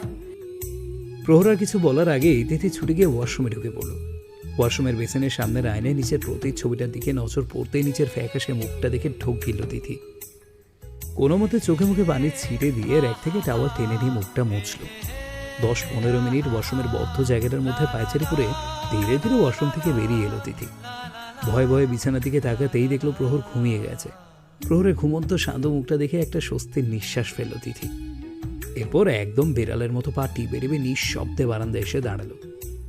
মাঝারি সাইজের বারান্দাটায় বেশ কয়েকটা ফুলের টব ছাড়া কিছুই নেই। অযত্নে টবের গাছগুলো কেমন শুকিয়ে নেতিয়ে পড়েছে। তিথি আলতো করে ফুলগুলোকে একবার ছুঁয়ে দিয়ে ফ্লোরের দেয়ালের এক কোণে কুটিসুটি হয়ে বসে রাতের নিস্তব্ধ শহরটা দেখায় মন দিল। রাতের নিস্তব্ধতার মাঝে একসময় মেয়েটার চোখ ঝরে নেমে এলো ক্লান্তির ঘুম। পরদিন সকালে তিথির ঘুম ভাঙলো আগের দিনের মতো প্রহরের উষ্ণ শরীরের মাঝে লেপ্টে থেকে। প্রহরের দুহাতের শক্ত বাঁধনের মধ্যে থেকে ঘোর কাটিয়ে বেচারি ভাবছে ঘুমের ঘোরে আবার সে নিজেই প্রহরের পাশে এসে শুয়েছে। নিজেকে এক বস্তা গালি দিয়ে চুপচাপ প্রহরের বুকে মুখ লুকিয়ে শুয়ে রইল তিথি। এই লোকটার মাথার করা স্পর্শটা পেলে কেন যেন সরে আসতে ইচ্ছা হয় না তিথির। জানেও অধিকার নেই, তবুও ইচ্ছে করে ঘোরের মাঝে নয় সজ্ঞানে তার চোখে চোখ রেখে তার বাহুতে মাথা রাখতে। ইচ্ছে করে লোকটার ঘুমন্ত আদরে মুখটা আলতো করে ছুঁয়ে দিতে। লোকটার খোঁচা খোঁচা দাড়িতে ভরা মুখটায় আলতো করে ভালোবাসার পরশ বুলিয়ে দিতে ইচ্ছে করে তিথির। নিজের বেপরোয়া ইচ্ছেগুলো ভাবতে গিয়ে লজ্জায় লাল হয়ে গেল তিথি নিজেই। দেখতে দেখতে আরও কয়েকটা দিন কেটে গেছে। প্রতিদিন সকালেই তিথিকে এভাবে লজ্জা পেতে হয়। কখনো প্রহরের ঘুম ভাঙার আগে বেচারে রুম থেকে পালায়, আর কখনো প্রহর তার বউবারিশকে চাপটে ধরে আরও লজ্জায় রাঙিয়ে দিয়ে মজা নেয়। এভাবেই ছেলে মানুষই আর পাগলামিতে প্রহর তিথির দিনগুলো কাটছিল। অন্যদিনের মতো আজও প্রহরের ঘুম ভেঙে গেছে তিথির চুপি চুপি সরে আসা টের পেয়ে। প্রহর ইচ্ছে করেই ঘুমের ভান করে শুয়ে থেকে তিথিকে আবার জড়িয়ে ধরল। তিথি চমকে উঠে একটু পরে আবার ধীরে ধীরে কাঁপা হাতে প্রহরের কাছ থেকে নিজেকে ছাড়িয়ে নিতে এবার প্রহর আর বাধা দিল না। মেয়েটাকে জ্বালাতন করতে বড্ড মজা লাগলেও আজকে প্রহরের হাতে সময় নেই। অফিসের অনেক কাজ পেন্ডিং রয়ে গেছে, তাই আজ অফিসে যেতে হবেই প্রহরকে। তিথি উঠে ফ্রেশ হয়ে নিয়ে নিচে চলে যেতে প্রহর নিজেও উঠে ফ্রেশ হয়ে একেবারে রেডি হয়ে নিল। মেয়েটার এমনিতেই লজ্জায় চায় যায় অবস্থা, এর মধ্যে যদি প্রহর জেগে গেছে দেখে, তাহলে আর সারাদিন এই লজ্জা রাখা মুখটা আর দেখা হবে না। সেটা তো প্রহর হতে দিতে পারে না। অফিসে কাজের ফাঁকে তিথির কথা মনে পড়তেই নিজেই হেসে ফেলেছে প্রহর। মেয়েটা এত লাজুক বোঝাই যায় না। প্রতিদিন সকালে নিজেকে প্রহরের বুকে দেখে কি যে লজ্জা পায় মেয়েটা। ঘুম ভাঙতেই মেয়েটা লাজুক মুখটা দেখার লোকটা সামলে নিল, ওকে চমকে দেওয়ার লোকটা কিছুতেই সামলাতে পারে না প্রহর। তাই হুট করে তিথিকে কাছে টেনে নিয়ে যখন তিথি কেঁপে উঠে কয়েক মিনিটের জন্য চুপ করে যায়, সেই সময়টুকু তিথিকে নিচের বুকে অনুভব করা লোকটা দিন দিন আরও বেড়ে যায় প্রহরের। ফাইল চেক করে রেখে তিথি লাজুক মুখটা ভাবছিল, এমন সময় প্রহরের হুঁশ ফিরল রুমের ল্যান্ডলাইনের রিংয়ের শব্দে। প্রহর চমকে উঠে নিজেই মনে হাসলো, কি যে করছে সে আজকাল। কথাটা ভেবে হেসে ল্যান্ডফোনের রিসিভারটা কানে লাগালো প্রহর। স্যার, নীরব স্যার আপনার সাথে দেখা করতে এসেছেন। কেবিনে পাঠিয়ে দাও। আর শোনো, ইম্পর্টেন্ট কোনো কাজ না হলে বিরক্ত করবে না আমাদেরকে। Okay sir. নীরব প্রহরের বেস্ট ফ্রেন্ড। নীরব পেশায় ডাক্তার হওয়ায় প্রায় দেখা হয় না বললেই চলে। আজ এতদিন পরে নীরব এসেছে শুনে তাই প্রহর খুশি হলো। নীরব কেবিনে ঢুকতেই প্রহর নীরবকে জড়িয়ে ধরল ছোটবেলার মতো। নীরবও একটা শুকনো হাসি দিয়ে প্রহরকে হালকা করে জড়িয়ে ধরে ছেড়ে দিল। নীরু, কতদিন পরে দেখা আমাদের। তোকে তো আজকাল পাওয়াই যায় না একদম। কোথায় থাকিস বলতো? হসপিটালেও কল দিয়েছিলাম আমি। আজকাল নাকি হসপিটালেও তোকে পাওয়া যায় না ইমার্জেন্সি ছাড়া। কাহিনী কি ভাই? আমাদেরকে না জানিয়ে কিছু ঘটিয়ে ফেলেছিস নাকি? তাহলে তো তোর বাড়িতে হানা দিতে হয়। নীরবের সাথে কথা বলতে বলতে চেয়ারে এসে বসেছিল প্রহর। নীরবও প্রহরের কথাগুলো শুনে একটু হেসে প্রহরের পাশে চেয়ারে বসে হেলান দিয়ে বসলো। কি রে, কথা বলছিস না কেন? জানিস তন্ময়ও দেশে ফিরেছে। কোথায় ভাবলাম 3 বন্ধু মিলে হইচই করে দিন কাটাবো। এদিকে তোকে তো খুঁজেই পাওয়া যায় না। খোঁজার ইচ্ছে থাকলেই পাওয়া যায় মিস্টার প্রহর। তুই বলতে চাইছিস আমার তোকে খোঁজার ইচ্ছে নেই বলে তোকে পাচ্ছি না? হসপিটালে কল করলাম, তোর নাম্বারেও কল করলাম, পেলাম কই? হ্যাঁ, বলতে পারি সোজা হসপিটালে চলে গেলাম না কেন? জানিসই তো কেন যাইনি।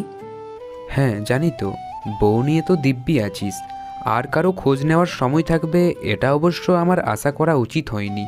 My mistake, sorry. তুই কি আমার সাথে ঝগড়া করার জন্য আজ এতদিন পরে অফিসে এসেছিস? তাহলে এক কাজ কর, বাসায় চল, খেতে খেতে ঝগড়া করা যাবে। না মানে তোর যদি কোনো আপত্তি না থাকে আর কি। আমার আপত্তিতে কী বার যায় আছে প্রহর?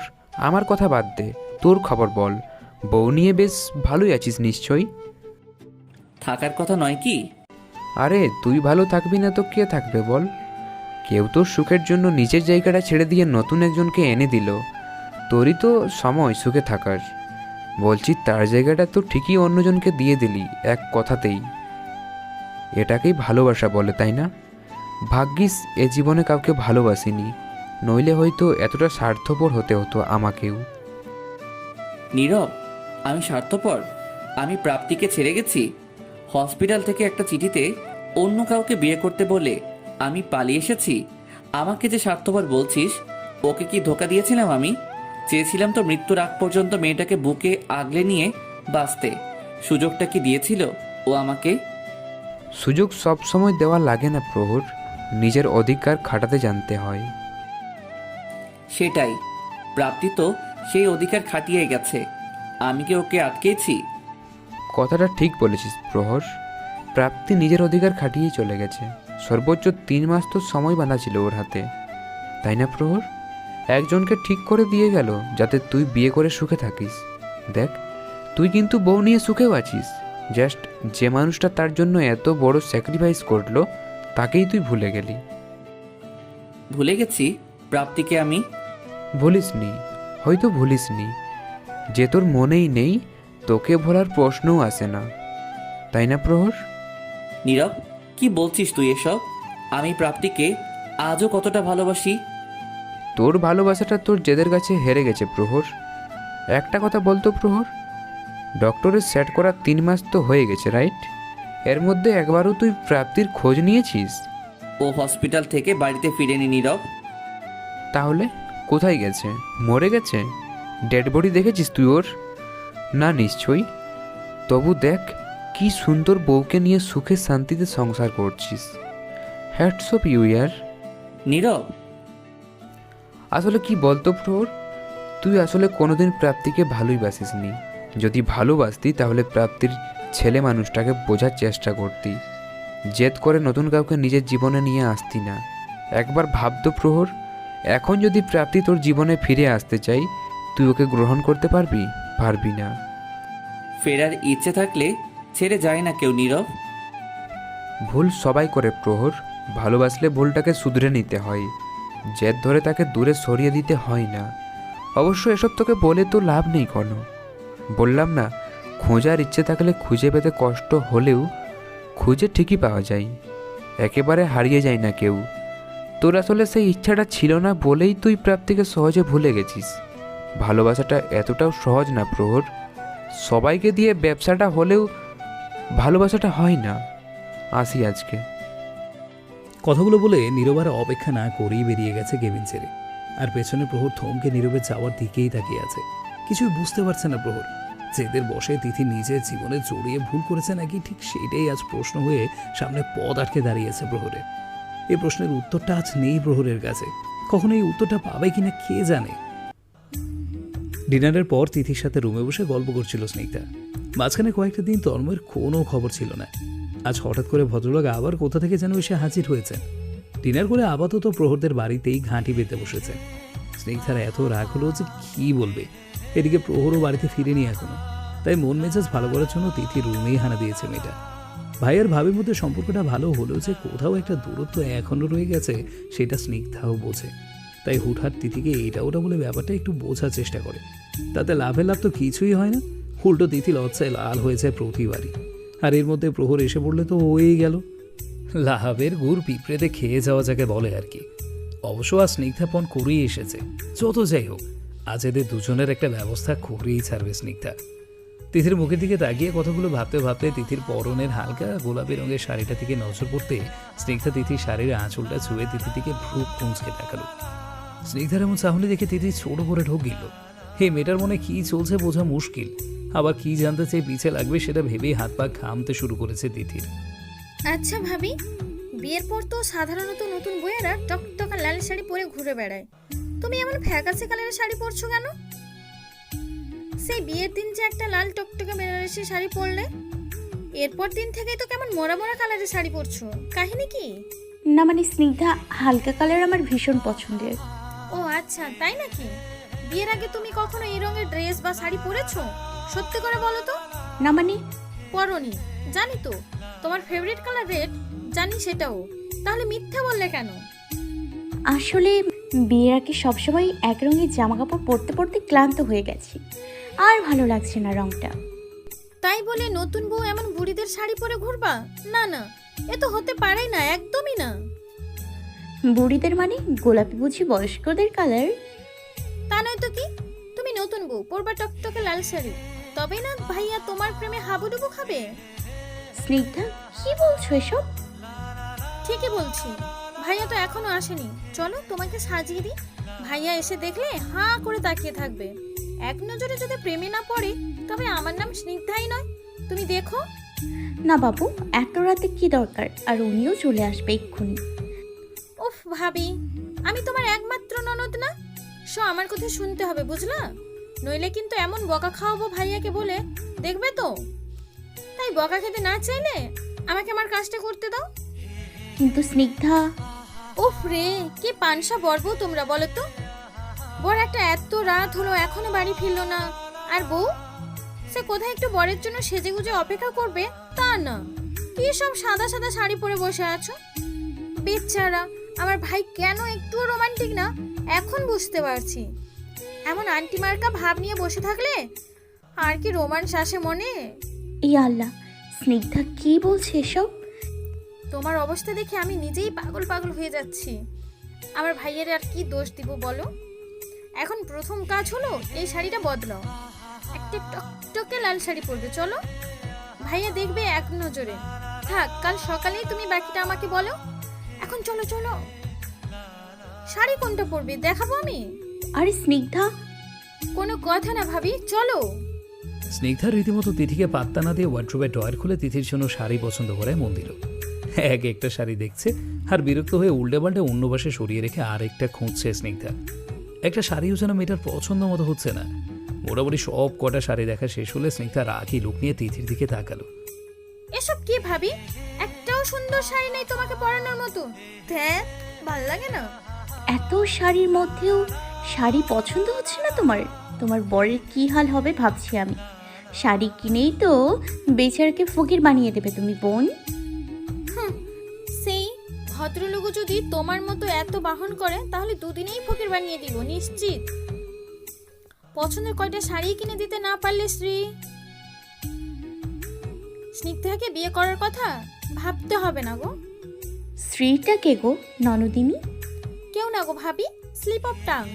এখন সরো, আমি ভাইয়ের আলমারি থেকেই শাড়ি চয়েস করি।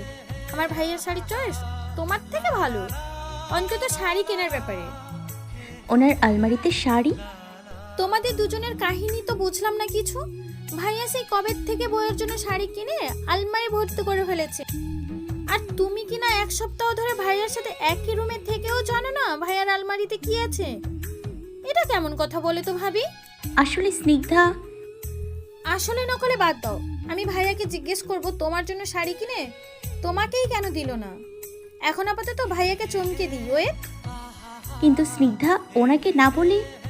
উফ ভাবি, তোমরা এত ফর্মালিটি করো না তো।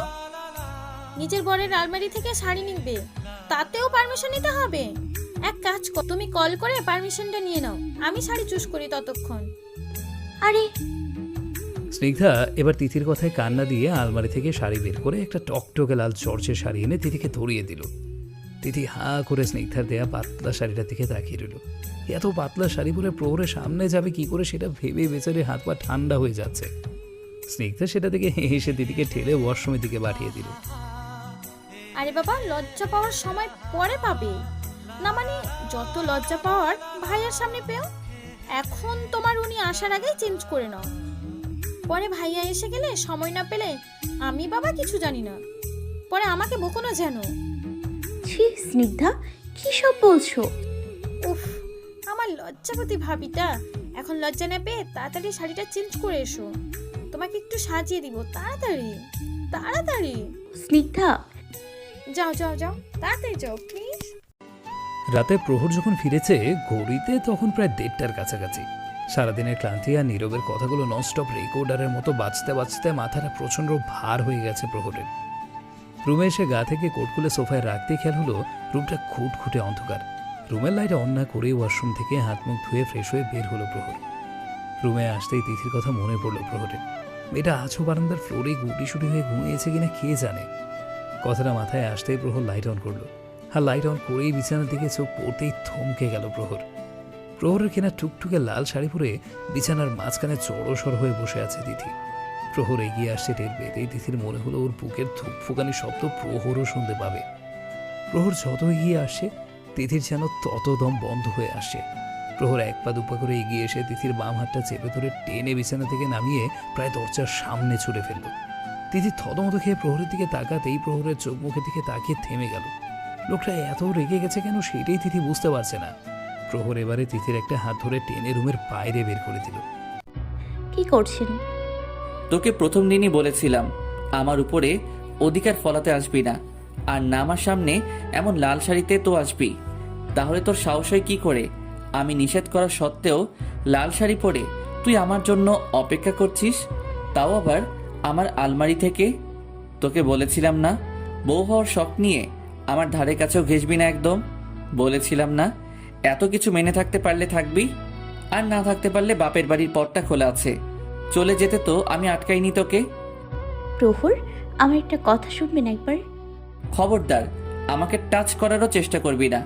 আমি তো চেষ্টা করছিলাম সবটা মেনে নেওয়ার, কিন্তু তোর তো এখনই আমাকে চাই, তাই না? চুপ করুন আপনি, প্লিজ চুপ করুন। নিজেকে একটা সুযোগ দিতে চেয়েছিলাম, কিন্তু না, তুইও আর সবার মতোই লোভী। অধিকার, ক্ষমতা এসবের দিকেই তোরও নজর, তাই না? সেটা তো হবে না তিথি, তোকে আজ এক্ষুনি এই বাড়ি থেকে যেতে হবে। কি বলছেন এসব? বিশ্বাস করুন আমি। তোমাকে বিশ্বাস করব? তুমি আমার জীবনে এসেছো অন্য একজনের প্রক্সি হয়ে। আমি ভেবেছিলাম আমি তোমার প্রতি অন্যায় করেছি, কিন্তু না, তোমাকে আমি আমার প্রাপ্তির জায়গাটা কিছুতেই নিতে দিব না তিথি। Just get lost. প্রহর, আমার কথাটা একবার শুনুন। Just get out. তিথিকে টানতে টানতে একেবারে বাড়ির দরজার সামনে নিয়ে এসেছিল প্রহর। এবারে ধাক্কা দিয়ে তিথিকে বাড়ির বাইরে ফেলে দিল। তিথি পড়তে পড়তে কোনো মতে উঠে দাঁড়িয়ে এগিয়ে আসার চেষ্টা করতে প্রহর ধুম করে দরজাটা বন্ধ করে দিল। তিথি থ হয়ে দরজার বাইরে দাঁড়িয়ে রইল, আর প্রহর নিজের মাথা চেপে ধরে জোরে চিৎকার করে উঠল। আমার জীবনে তুমি ছাড়া আর কেউ নেই, কখনো আসবে না প্রাপ্তি, কখনো না।